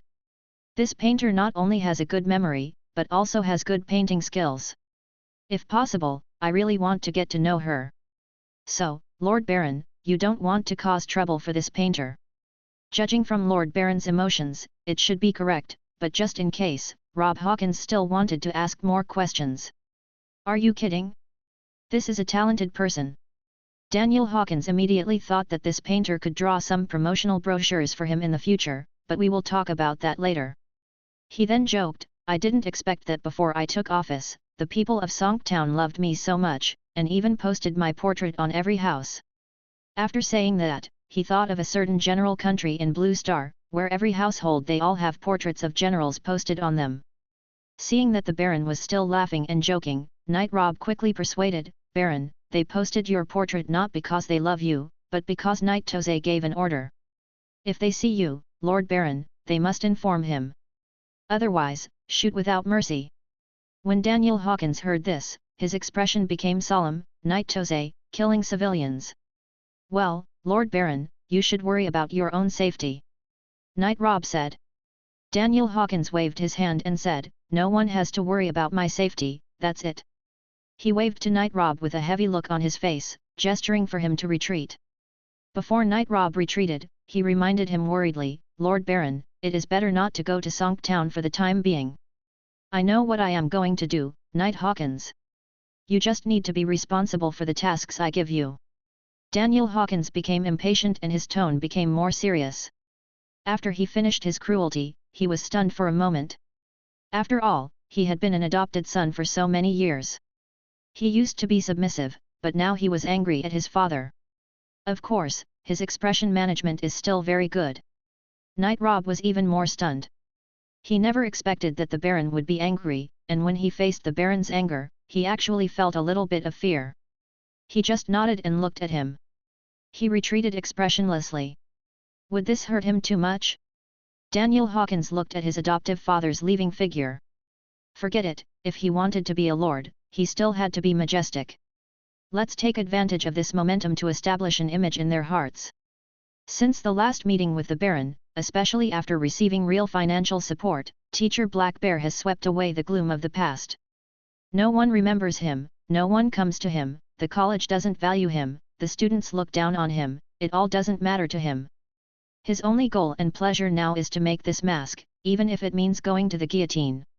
In order not to be disturbed, he even put a shelf directly at the door. He specially put all the magic and life potion stocks on the shelf, and put a sign on it. If you need it, you can pick it up without paying. It'll be ready soon, it'll be ready soon. Teacher Black Bear looked at the alchemy experiment table that crackled and filled with smoke from time to time. This was already mask number 108. He had filled up 10 notebooks alone. This time it will definitely work. While he was still looking forward to it, he heard a knock on the door. Teacher Black Bear ignored him and continued to stare at the alchemy table. There was a knock on the door again, but Teacher Black Bear continued to ignore it. The knock on the door became more and more urgent and louder. Then he opened the door impatiently. As soon as the door opened, he directly cursed, "I didn't see it. Brand? The potions are given for free, you still want to, Lord Baron." Daniel Hawkins looked at Mr. Black Bear, who was disheveled and had deep dark circles under his eyes. He had to say that his appearance made him feel that his money was not wasted. He just heard him smile and say, "The agreed date has arrived, where's the mask?" Teacher Black Bear seemed to be frightened and did not even respond with courtesy. He quickly made a SHH gesture to the Baron, then stuck his head out the door, looked around, and after making sure that no one was there, he quickly put Daniel Hawking in the door. Scylla entered the room and said, "Lord Baron, you don't want to move your head without even trying on the mask." Okay, is my mask ready?" Daniel Hawkins asked, "I'm in a hurry to use it." SHH. Teacher Black Bear made a shut-up gesture again, then pointed at the crackling alchemy table, and said some inexplicable words, "It is gestating. This is art. You can't rush it. What's the use of rushing it? Would you urge a painter to paint faster? No, it has its own rhythm, and it will get better and better." Teacher Black Bear kept talking, not realizing his rudeness at all. His eyes only focused on the alchemy platform in front of him. Daniel Hawkins listened to Teacher Black Bear's inexplicable words. He didn't feel rude, but just found it funny. At the same time, he knew that Teacher Black Bear was seriously sleep-deprived. Instead, he felt embarrassed. Seeing Teacher Black Bear in this state, even if Teacher Black Bear couldn't deliver the goods today, he wouldn't blame him, and if Teacher Black Bear didn't have enough funds, he would continue to invest money. At this time, a rapid chew sound was heard from the alchemy platform, and a black dumpling was bouncing around on the table.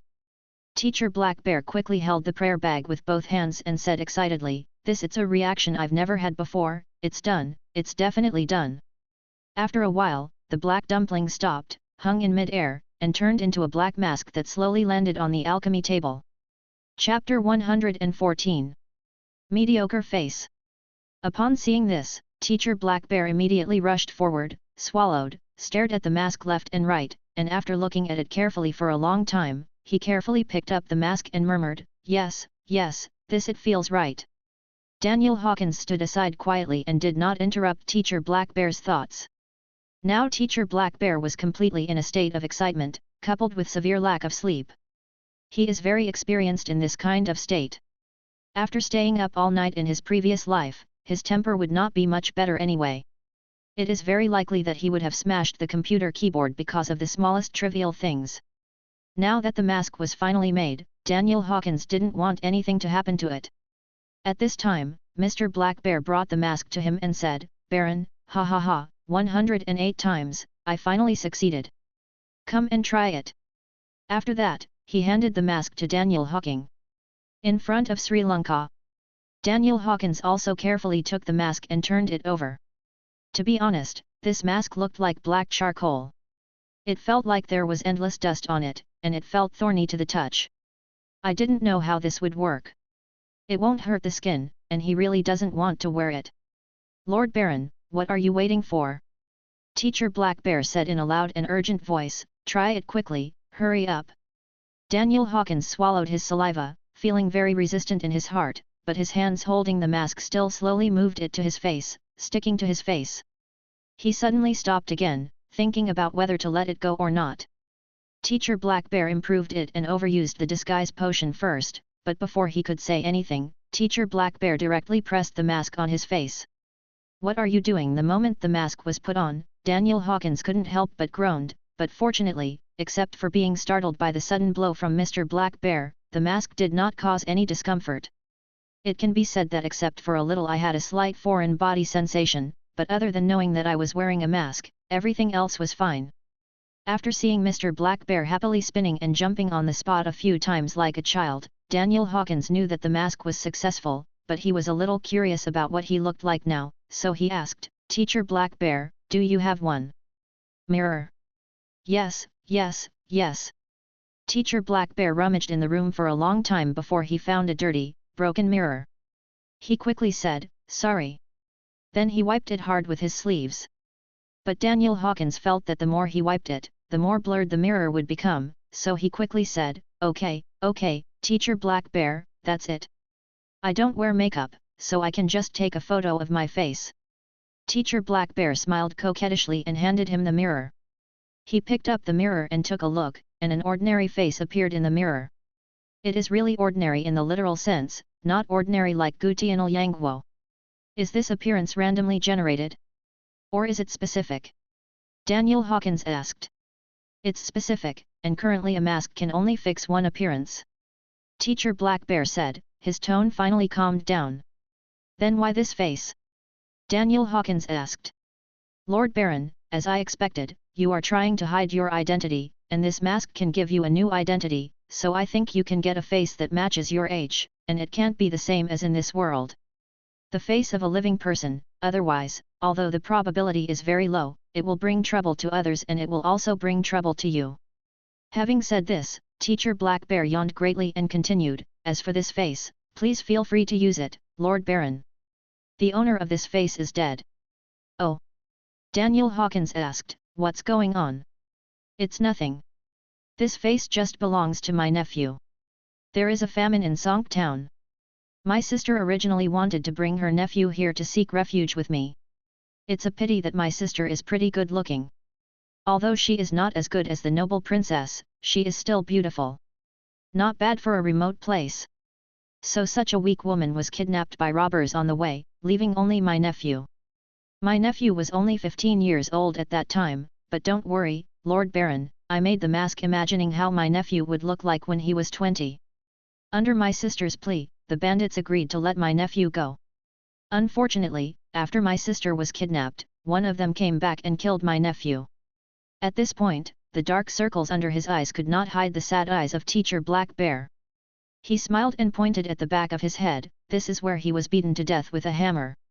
Daniel Hawkins listened to his story and didn't know what to say for a moment, but he suddenly thought of something, so he said, you said they were in Sonk Town before. Teacher Black Bear nodded and said, don't worry, it's just a nobody, no one will care, no one will remember. How do you know I'm going to Sonk Town? Daniel Hawkins said. Judging from the question you just asked. And as far as I know, you are also from Sonk Town, right? Teacher Black Bear asked. Daniel Hawkins nodded and said, yes, I grew up in Sonk Town. Look, don't you remember this face? My nephew's face has an advantage. It's not good looking, not ugly, and so mediocre that no one will care. Teacher Black Bear said. So how do I take this mask off? Daniel Hawkins asked, looking at the face that fit so well, do I need to chant some spells or something? Teacher Black Bear said, touch your cheeks, press them, and you will feel a crack, then scratch it and take it off directly. Daniel Hawkins did as he was told. Whether he put it on or took it off, he felt no discomfort on his face. He smiled and said, not bad, I am very satisfied. Teacher Black Bear, you are a genius. Teacher Black Bear smiled tiredly, and when he saw that the Baron was about to leave, he hurriedly said, wait a minute. Daniel Hawkins turned around and saw Teacher Black Bear holding a purse in front of him and said, this is the remaining money. There is still money left. Daniel Hawkins Kings asked in surprise, how much money is left? Hey, there are still 10,000 golds left. Teacher Black Bear said proudly, if you buy raw materials through regular channels, it's too expensive. I used my experience to get some good stuff in the black market, which is cheap and good.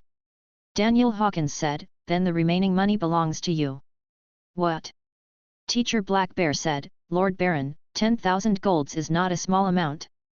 I know, but didn't we agree before that 300,000 golds would make a mask? If 300,000 is not enough, then you pay for it yourself. If there is 300,000 left, then there is no reason for me to take it back.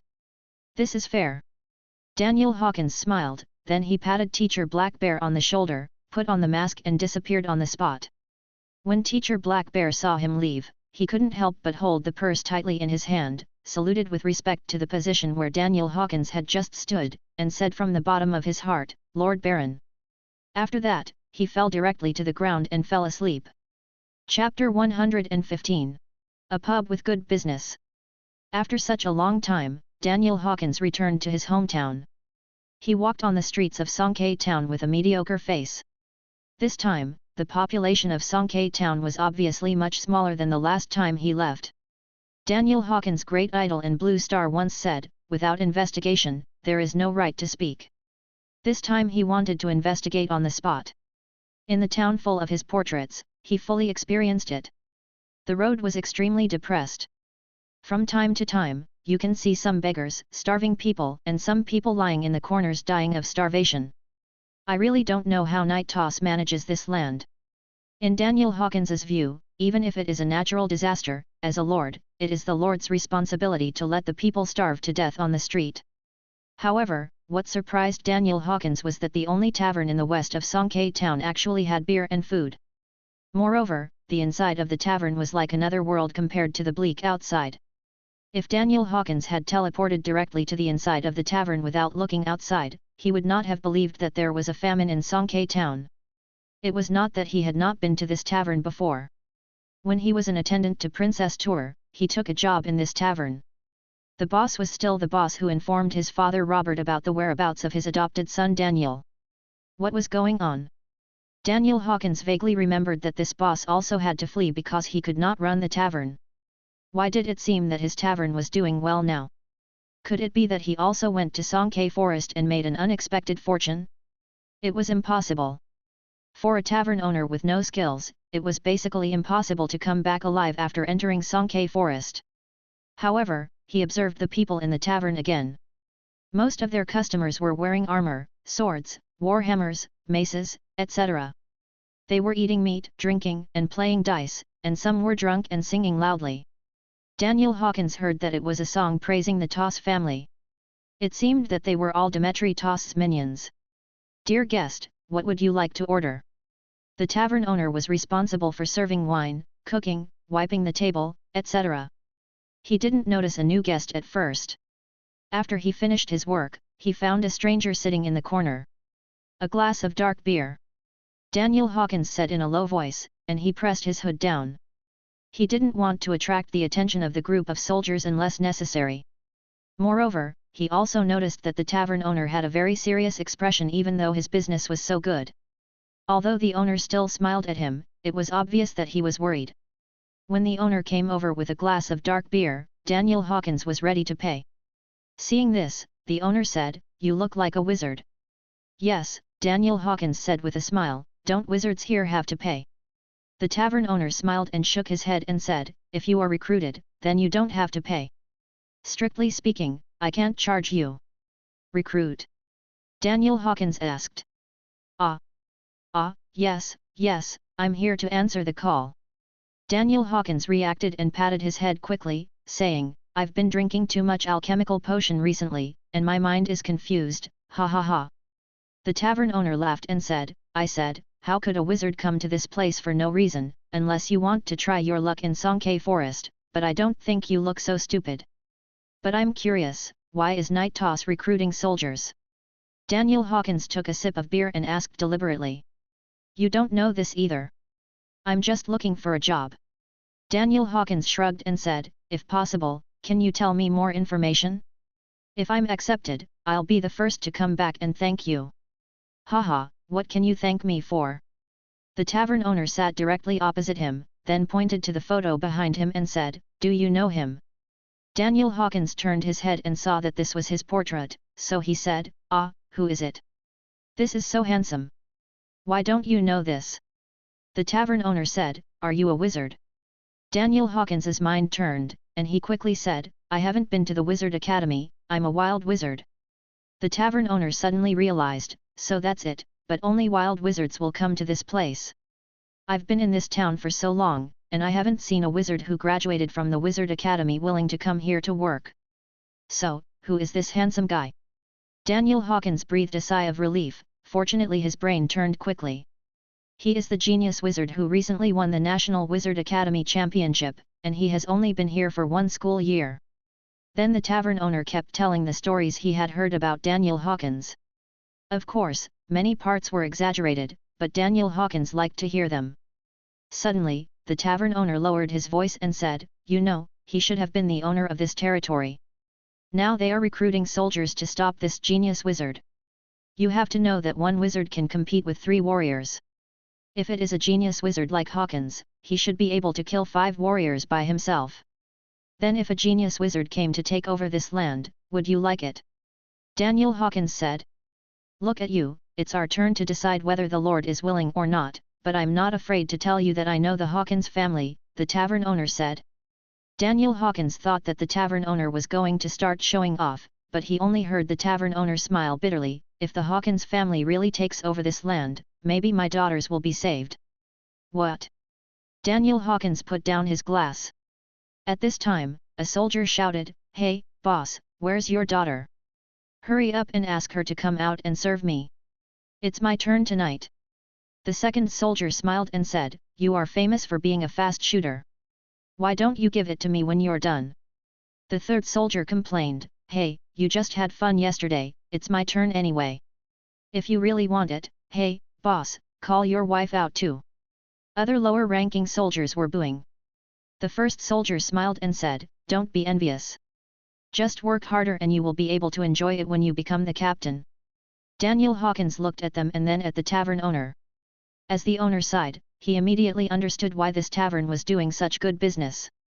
Chapter 116. The tavern owner sighed, calmed down, walked forward with a smile on his face and said, "Captains, I'm really sorry, my daughter is on her period."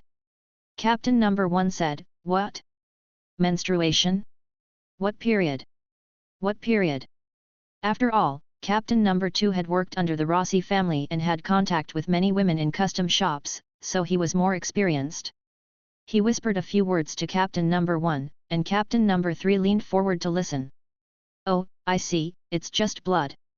What are you afraid of? When have we soldiers not been lickers of blood?" Captain number 1 said. "Just listen to the tavern owner say, this will only taint the captain, this is not good. You filthy fart, stop talking nonsense and hurry up." Captain number 1 urged. "The ancient gods will not be happy." The tavern owner said, "My daughter's soul is going to hell long ago, so don't involve the captain." "Fuck you." Captain number 1 scolded, "I don't know whether the ancient god is happy or not. Anyway, I won't be happy if I can't see your daughter." The tavern owner shook his head helplessly, thinking that he could let his sick daughter rest for at least a while and take advantage of this time to recover from her cough. If this continued, he didn't know if his daughter could survive it. But he was helpless. He had known that he should have left with Rob Hawkins, but now he was completely under control. Not only could he not escape, but if he didn't do what these captains said, he would only die.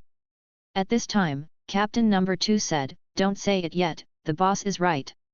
The tavern owner turned around as if seeing hope. Captain number 1 asked, "I didn't expect you to really believe in the ancient gods." Captain number 2 shook his head and said, "Whether I believe in the ancient gods or not is not important." Captain number 1 said, "Oh, don't worry, the only church here has been evacuated." Captain number 2 said, "I'm serious. You can't touch a woman with bleeding. The filth is really filthy. I've touched it before, and it will be very unlucky for a while." Then he told his unlucky experience, especially it was a battlefield, and there were times when my head almost moved. Once it came to the battlefield, Captain number 1 began to pay attention to things like this, so he said, "What should I do? I have nothing to do today." Just when the tavern owner breathed a sigh of relief, he heard Captain number 2 say, "Hey, boss, don't you have a second daughter?" The tavern owner's face suddenly turned pale, and he said quickly, "No, it can't be done, she is only 14 years old. In this case, the ancient god will be even more displeased and will be even more unlucky." "You are right, Captain No 2. Captain number 2 sneered and said, "I have never heard of such a thing, and she is still a virgin. A virgin will only bring good luck. Hey, I will be more advantageous to you tonight, boss. After tonight, you will be better off in the future. My little girl can welcome us openly. To be honest, I have been craving for you little girl for a long time." The tavern owner knelt down and cried, "Please, don't do this. Let my little daughter go. As long as you let my little daughter go, I can do anything you want." At this time, a disheveled woman rushed out of the room with a pale face. She came to the three captains and tried her best to be charming and provocative. She said, "I will serve the three captains well today. My sister is still young and not sensible. I'm clumsy and can't serve you well." Captain number 1 pushed the eldest daughter away and cursed, "You really want me to die on the battlefield? Damn it, why are you so hot? If you are sick, please don't infect us." Daniel Hawkins was carrying them on his back, listening to their actions and conversations, with an angry look on his face, and his fists clenched tightly. At this moment, he saw a little girl holding a wet towel sneaking out of the house. "Come out and make eye contact with him." Daniel Hawkins quickly put away his angry look, for fear of scaring her, and then whispered, "Go back to the house quickly." At this moment, the sharp-eyed Captain number 2 saw the little girl and said with a wicked smile, "Hey, hey, hey, the little beauty is out." After saying that, he went up to pull the little girl over, thinking in his heart, "Before number 1 messes with it, let's play with it up and down." "No!" the eldest daughter yelled at the top of her lungs, almost fainting from despair. At this moment, the tavern owner picked up the kitchen knife, stood directly behind his little daughter, and shouted loudly, "Old God, please, where are you, please save us." The captains and soldiers all laughed after hearing this. Captain number 3 especially said, "Only the Tosei Knights can protect you in this territory. Now you are actually calling on the ancient gods. So you don't believe the Tosei Knights? Based on this, I can kill you." Captain number 2 stepped forward and said, "Boss, aren't we good enough for you? Without us, you would have starved to death a long time ago. Just get out of the way obediently, and I will pretend that nothing has happened. Besides, a kitchen knife is of no use." The tavern owner's eyes turned red, he shouted, and he slashed at Captain number 2 with the kitchen knife in his hand. Captain number 2 saw the right moment and slapped the tavern owner hard, sending the owner flying to the bar. The tavern owner was struggling on the ground, but looking at him, it was difficult to even stand up. He stretched out his hand and said weakly to his little daughter, "Quick, run away." "Humph, if it were my fists, you would have expired a long time ago. To save you one life, I asked you to cook for us to eat."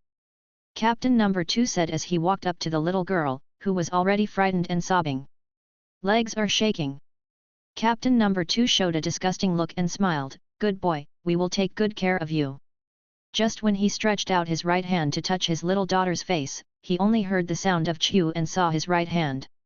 The palm suddenly exploded, leaving only an empty wrist, and the wrist was covered with a thick layer of ice. He didn't feel anything, his palm was gone. When he reacted, his eyes widened, his pupils dilated, and he shouted, "There are enemies." He was about to draw his sword, but found that his dominant right hand was gone, so he went to draw the sword with his left hand, but it didn't come out for a long time.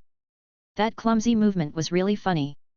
Captain number 2 saw the suspended ice pick above Daniel Hawkins' head and said to everyone, "That's him." After a while, the three captains and all the soldiers present gathered around Daniel Hawkins' table. Captain number 1 quickly rang the paging stone rhythmically, and then pointed his big sword at Daniel Hawkins. Everyone was shouting, "Ready to go!" Except for Captain number 2 who lost his hand. "Who are you?" Captain number 1 suspected that the other party was Daniel Hawkins and couldn't help but become nervous. However, when he saw the other party's face clearly, he couldn't help but feel relieved. After all, there are many others. As long as he is not the genius wizard, he is still very sure to win, and he is so close to the opponent. When fighting a wizard, the closer the distance, the more advantageous it is for the warrior. Chapter 117. Millie appears. But no matter how advantageous it is, no matter how many people there are, Daniel Hawkins is sitting in the corner, and the 20 or 30 fighters in the audience can only squeeze into a pile and go to the back, so the real close contact with Daniel Hawkins, it was nothing more than the 3 captains and the 2 soldiers huddled next to them. Captain number 2 finally pulled out his sword, and he also raised his sword and pointed it at Daniel, but the one with trembling hands, after all, his left hand always held gun instead of a sword. They looked at Daniel Hawkins still drinking leisurely, without even looking at them. Captain number 1 said, "What are your last words?" Daniel Hawkins said calmly, "I'm still considering whether to kill you." The 3 captains' eyes widened, and then they shouted loudly, and the 5 men raised their swords and slashed at Daniel Hawkins. At this moment, the swords had not yet been slashed, and their swords were all covered in frost. Daniel Hawkins put down his wine glass, glared at them quickly, and said "Chu Kyoku" a few more times, and in their hands the big sword was shattered instantly. Even without their weapons, the 3 captains looked at Daniel Hawkins who was glaring at them, and everyone panicked. Daniel Hawkins, who was driving the ice shield, slowly stood up and slowly approached them. This time the closer he got to them, the further they retreated. Captain number 1 looked at the door from time to time, feeling anxious as to why no one had come yet. Captains number 2 and 3 showed fear on their faces and couldn't help but hide behind Captain number 1. Captain number 1 quickly stalled for time and said, "Who are you? What are you doing here?" He remembered that the wizard in front of him had just said that he would not consider killing them, which meant that there was still room for maneuver. At this time, I heard the little daughter screaming, "Ah, Mom, Mom!" After the tavern owner calmed down, he entered the back room with his eldest daughter, and then heard a shrill wail coming from them. It turned out that his wife was so desperate that she wiped her neck when her eldest daughter ran out and heard that they were going to attack her younger daughter. Daniel Hawkins clenched his fists, gritted his teeth, and glared. When these soldiers saw his face, they all thought, "It's over, this is death." Just when Daniel Hawkins was about to cast a spell on them, he saw an ice cone shot towards him. Although the power of this ice cone spell was negligible to Daniel, it caught Daniel's attention, and he saw a witch standing at the door looking at him. He knew that this ice cone spell was just a reminder for him. The soldiers turned around and seemed to see the savior, especially the 3 captains. They quickly went up and said respectfully, "Ms. Millie." Millie looked at them and said impatiently, "What's going on?" Captain number 2 said quickly, "We were just having fun as usual, and then this man actually interfered in our affairs and gave my hand to," he said while showing Millie his severed palm. Millie glanced at it and sneered, "So you won't be able to use a sword in the future? That means you are a useless person." Captain number 2 was stunned for a moment and then said quickly, "I still have my left hand. I can train my left hand." As soon as the second captain's words came out, and Millie appeared, everyone started to accuse Daniel Hawkins. Millie interrupted them by holding out her hands, looking at Daniel Hawkins and saying, "What's your explanation for this?" When Daniel Hawkins was about to speak, his eldest daughter rushed out, cried and told everything that had happened, and kept thanking Daniel Hawkins. The tavern owner came out holding his wife's body and fell to the ground expressionlessly, while his little daughter kept crying. Millie looked at the 3 captains and only heard Captain number 1 say, "Miss, this is what we have always done, and your father allowed it." This sentence was excellent information for Daniel Hawkins. It turned out that the witch in front of him was the daughter of Dimitri Toze. "Shut up!" Millie Toze shouted, and then she looked at the wizard in front of her. She could feel that Daniel Hawkins' magic level was very high, and she was not sure, so she said in a gentle tone, "May I ask who you are?" Daniel Hawkins had already thought of a name for his new identity. To make it easier to remember, he said, "Danny." "Where's your last name?" Millie said. "I'm not a nobleman, so my last name is not important, so just don't say it." Daniel Hawkins said this, which actually added a lot of credibility. Sure enough, Millie nodded and said, "Where are you a wizard from? What are you doing here?" "I am a wild wizard. I heard that you were recruiting soldiers and wizards, so I came here," Daniel Hawkins said. When Millie heard this, she felt a little relieved and said, "Then why did you hurt my people? Are you looking for a job like this?" "I believe in the ancient gods." Daniel Hawkins spread his hands and said. "Haha," Millie mocked, "I didn't expect you, a wild wizard, to believe in ancient gods. Do you think I would believe it?" Whether you believe it or not, I can't bear to see them desecrate a little girl. Daniel Hawkins said, what do you want? Do you want to do it one by one, or together? I will accompany you at any time. After that, Daniel Hawkins' his eyes became even fiercer, and even people who were not wizards could see that the magic power of the ice shield had strengthened. Okay, you're admitted. Seeing this, Miller calmed down and said quickly. What? Daniel Hawkins was stunned for a moment. He was accepted just like that. This was completely beyond his expectations. In fact, this was an unexpected gain for him. Anyway, his father was still recruiting soldiers and they were still making preparations. He could take this opportunity to get into the enemy's interior. Knowing ourselves and the enemy, we can win every battle. Millie continued, since you are already one of us, let's forget about this matter today. The three captains looked at each other and couldn't help laughing, thinking in their hearts, it was indeed the Lady Millie they loved. Forget it. Daniel Hawkins said, their mothers are dead, because of you, so just let it go. Millie smiled and said, Danny, if you really want to join us, it's useless to be powerful, and those moral concepts should be put aside. But don't worry, I'm also a good person. I will give them enough compensation and promise that no one will disturb their family in the future, otherwise they will be killed without mercy.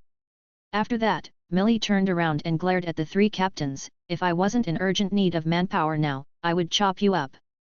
Then she said to Danny, Danny, for my sincerity and face, please spare their lives first. Daniel Hawkins nodded and said, they killed a life, don't they even apologize?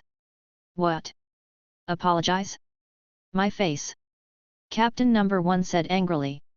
Stop talking nonsense, apologize quickly. And fine you a year's salary. Millie scolded. Ah, yes, yes. Captain number 2 said quickly, and then after giving them a look, Captain number 1 apologized reluctantly. Captains number 2 and number 3 apologized very straightforwardly.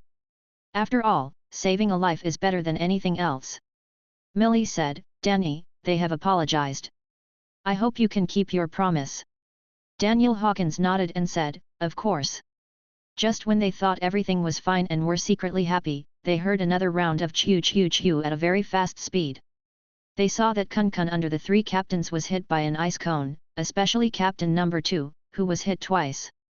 Daniel Hawkins deliberately reduced the magic power of these ice cones to the point where it would not destroy his life but only Kun. After a while, the three captains fell to the ground with their crotches covered and screamed in pain. From then on, the three captains became three eunuchs. Chapter 118. Millie Toze watched the three captains fall to the ground, and she said angrily, you don't mean what you say. Daniel Hawkins spread his hands and said, how can you keep your word? I promised you to spare their lives. Aren't they still alive and well now? And you promised me not to harass this family again. In that case, I will destroy their crime tools to ensure that they will not harass this family in the future. And if someone else wants to harass this family, they will also think about the fate of these three people. Daniel Hawkins said while looking at the soldiers next to him.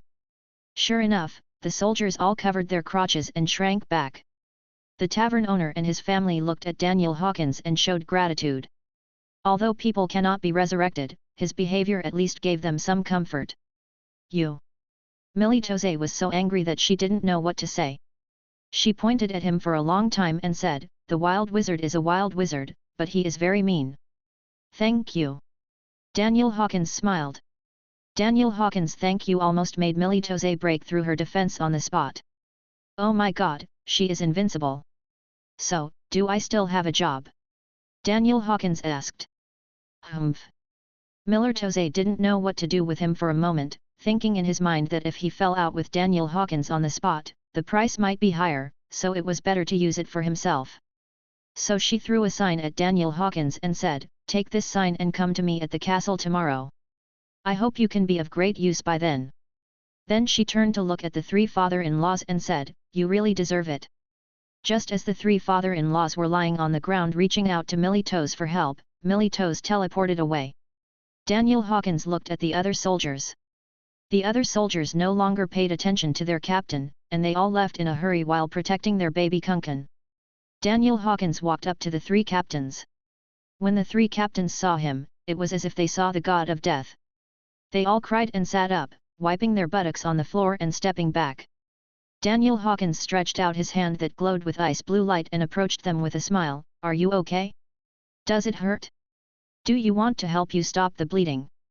Seeing Daniel Hawkins, the god of death, approaching, the three father-in-law's survival instincts exploded, and they staggered to their feet and rushed out of the tavern. Daniel Hawkins and the others escaped and laughed. Isn't this more fun than killing them? Then he looked at the tavern owner who was holding his wife, and his mood suddenly became heavy again. He walked to the owner and knelt down and said, I'm sorry, I should have taken action earlier. The tavern owner wiped his tears, put down his wife, and then knelt and kowtowed to him. Thank you, my benefactor. Because of you, my little daughter was saved. I don't know how to thank you. When my wife knows about it, her soul will also be saved. Rest in peace. Daniel Hawkins didn't have much to say after hearing these words of comfort. He just said, Can you give me a room? Maybe I will have to stay with you during this period of time. You can stay as long as you like, the tavern owner said. The eldest daughter also came out and thanked her profusely, while the younger daughter was in shock. But their top priority now is to make good arrangements for their wife and mother's body. The next day, Daniel Hawkins came to Songke Town Castle. This castle could be said to be the smallest and most dilapidated castle he had seen since traveling through it. When he continued walking inside, he saw Militose already waiting for him. Danny, why are you here so late? You're the only one missing. Just me? What do you mean just me? Daniel Hawkins asked. Cut the nonsense and come with me, Militose said. Under the leadership of Militose, Daniel Hawkins came to the hall. There was a warrior sitting in the center of the simple hall. Judging from the overall temperament and good quality armor, it was not difficult to guess that the person in front of him was Demi. Tretose is a knight. Moreover, there were 10 warriors and 10 wizards standing on both sides of the hall. The wizards and warriors here were not at all the same things they saw in the tavern yesterday. Daniel Hawkins thought about it when he was resting in the tavern last night. It was better to take this opportunity to break into the enemy. If he saw the knight Dimitri Toze, he would directly use the ice pick to attack him and successfully assassinate him. But when he saw the current situation, he decided to take another look. He also discovered that the armors worn by the warriors here all exuded magic power, especially the armor of Dimitri Toze, which exuded more magic power. It was impossible for them to attack with magic. There was only one possibility. These armors were all magic resistant. As for how resistant they were, Daniel Hawkins didn't know. He looked at the upper left corner and only knew that their values were not low. Just wait, and even if he kills Dimitri Toze now, so what? First, people in this world like to talk about honor. It is not an honest win, and it cannot be considered a real win. For him, a lord, the management in the future will not be good either. He never dared to underestimate ideologies, especially ideologies that had been formed over many years. Secondly, he has not yet accumulated enough strength to defend this place. After all, he heard the conversation between the two earls in the Seraphia custom shop. The resources that Dimitri Toze relies on are the two earls. Therefore, it is still unknown whether he can completely successfully attack him. Even if he succeeds, it will only alert the enemy. What could he do if the two earls sent new knights over again? They must all be conquered, either destroyed or taken prisoner. Daniel Hawkins thought that in order to make the people of Songke Town willing to accept me and shut up the world, they must be killed on the battlefield. He glanced around again, roughly looking at the values of the wizards and warriors. To him, they were all a piece of cake, but if they had strategies and worked together, he might also get into trouble. So, let's take a look first. He has only one purpose here, to spy on intelligence. The role of the mask is now being fully utilized. Militose said, Father, this wizard said he wanted to join us. She stood on the stage as she spoke. Her father touched her head and smiled, Look, we already have enough wizards. But this wizard is different. Militose said. Oh? What's the difference? Knight Tose's gentle voice to his daughter contrasted with the scar on his face. He killed 3 of our captains last night. Militose thought for a while and corrected, it should be said that he destroyed our 3 captains. What do you say? Knight Toze asked. Then Militose told her father in great detail what had happened in the tavern yesterday. Chapter 119. This kid is very arrogant.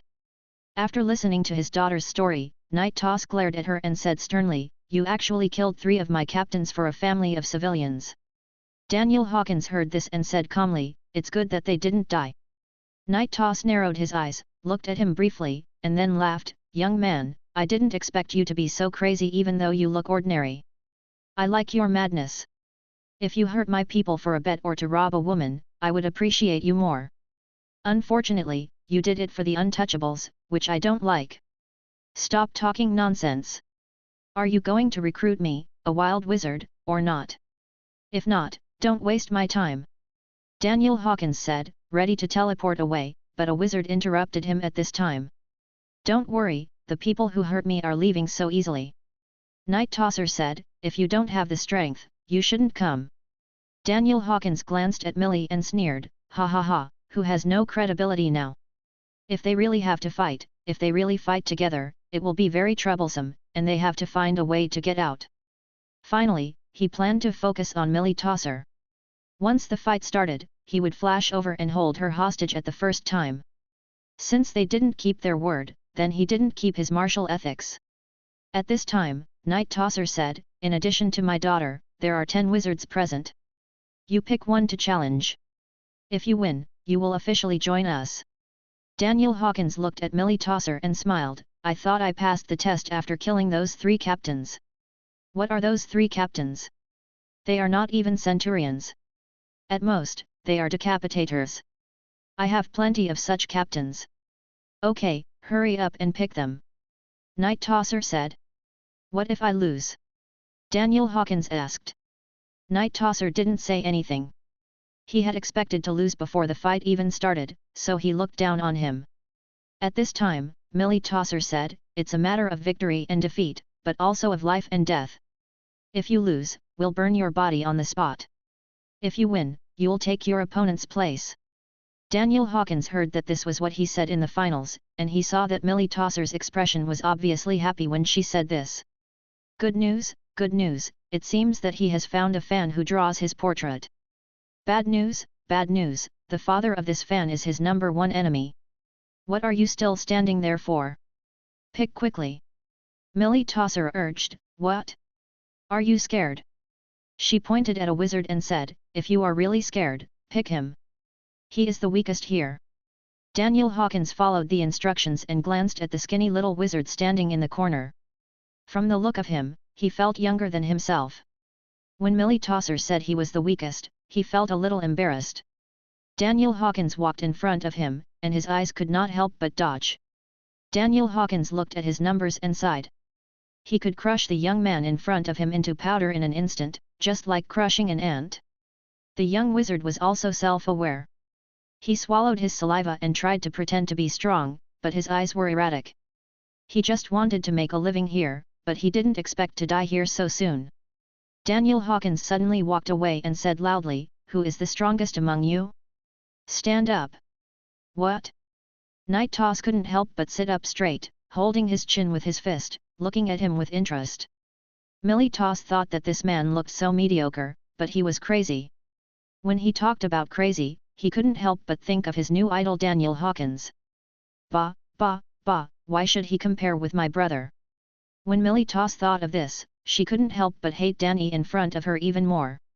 Daniel Hawkins' shout changed his momentum from passive to active. No one dared to stand up easily, no one dared to admit that he was the first, and no one dared to risk his life to fight with a wizard whose background he didn't know. Daniel Hawkins shouted several times in a row, and seeing that no one responded for a long time, he couldn't help but laugh and said, "Why, there is no one who can fight." Millie Toss couldn't stand his arrogance, so she said, "Who dares to challenge this wild ice wizard?" This was a big let-up, and some wizards among them were obviously relieved. All the wizards present were ice mages. There was no way. There were many first ice mages, and Song Town could not recruit wizards with rare elements. However, it's better to be safe than sorry. In addition, Daniel Hawkins was so rampant that he was afraid that he was a thunder mage who specialized in countering ice mages.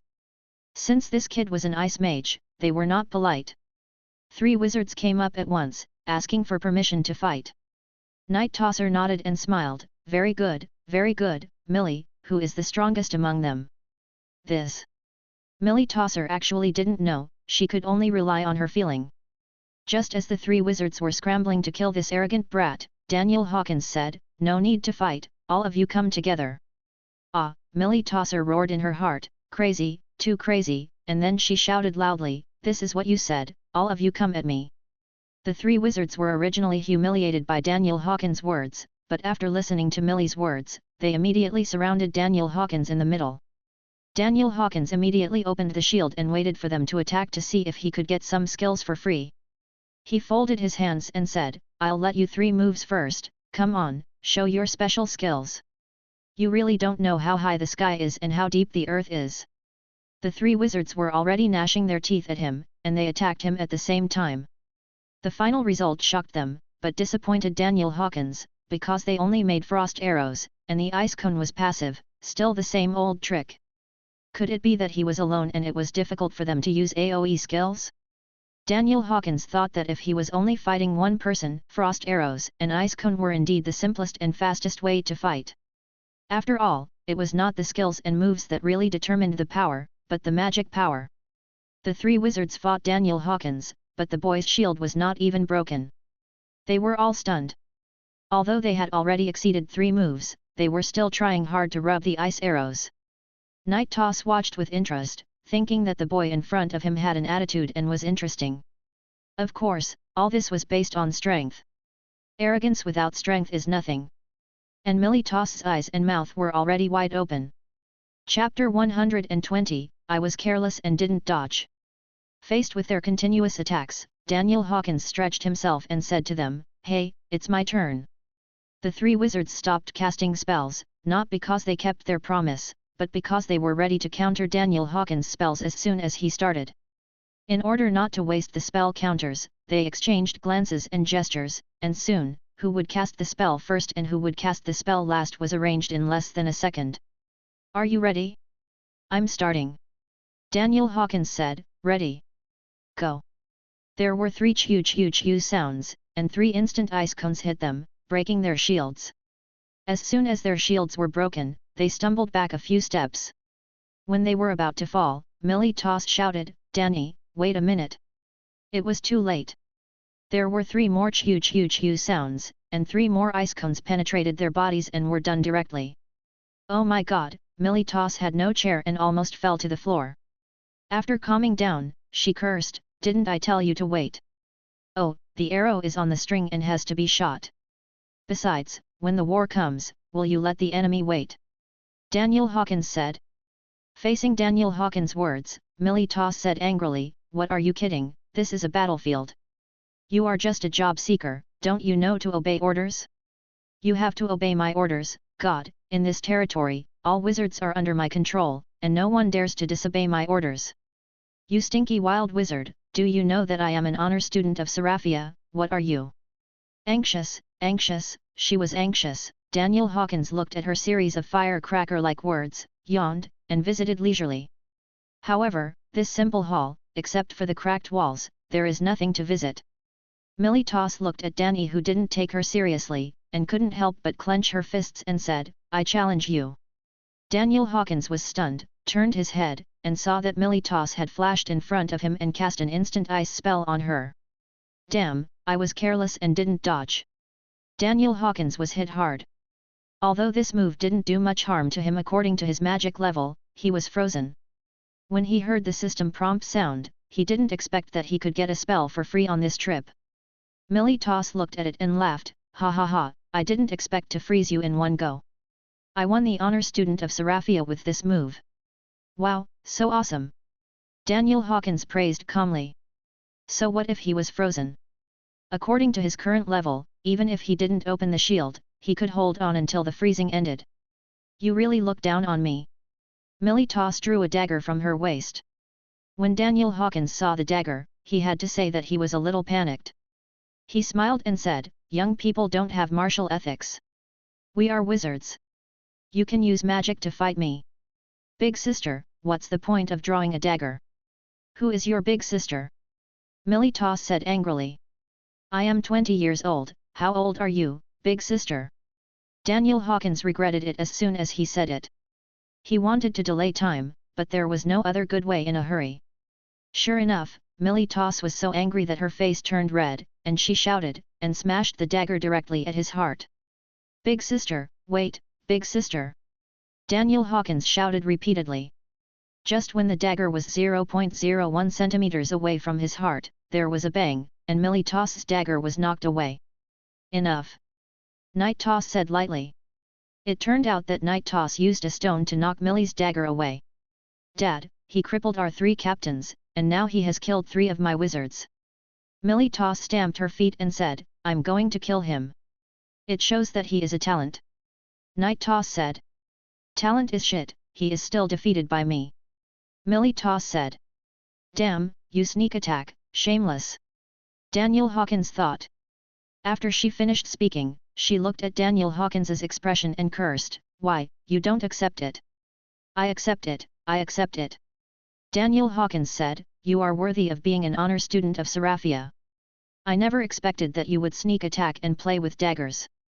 "You!" Millie Toss shouted, "Are you humiliating me?" "I dare not, elder sister, you are calling it a trick in war, and you win by surprise." "I am willing to admit defeat," Daniel Hawkins said seriously. Millie Toss had never heard of such rhetoric, but she thought it was quite nice. She used a dagger because she knew that if she fought against Daniel Hawkins, she would have no chance of winning. Night Tosser said at this time, "Your name is Danny, right? From now on, you are one of us. You can kill 3 of our wizards, which means that you can at least beat 3 of us, and you are the best wizard." "Ha ha ha, it seems that I have found a great talent." Millie Tosser glared at Daniel Hawkins and returned to her father with a sneer. Daniel Hawkins smiled and said, "So I have a job." Yes, congratulations, you have a job." Millie Tosser said impatiently, "Are you deaf? This royal sister is good looking, but has a very bad temper. It seems that there will be many opportunities to teach this young lady a lesson in the future." For added authenticity, just listen to Daniel Hawkins say, "So how much am I getting paid?" Night Tosay and Millie were stunned, and they heard Millie say, 1 gold per month. At this point, she was quite proud, because a small town like theirs, compared to other small towns, could not open such a high salary. Besides, this has already reached the standard of the purple-robed wizard of Dawn Wizard Academy, which is already considered very good for this group of wild wizards. Unexpectedly, Daniel Hawkins said, "Too little." Millie Tosay seemed to have heard wrongly. "What did you say? Say it again." Daniel Hawkins put his hands to his mouth and shouted, "Too little. You ungrateful guy, get out of here if you don't like it." Millie Tosay shouted. Daniel Hawkins shrugged, spread his hands and said, "This is your loss." After saying that, he immediately released the teleportation technique on the spot. "Wait a minute." Night Tosay let out a battle roar. Facing the young man in front of him, he said approvingly, "Good guy, Millie, you study hard. These are not things you can learn in the academy." Then he said to Daniel Hawkins, "How much do you want as a reward?" Daniel Hawkins looked at the people around him and thought for a while.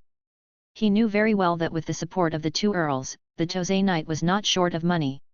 He stretched out 5 fingers and said, "I won't embarrass you, hardware spread for a month."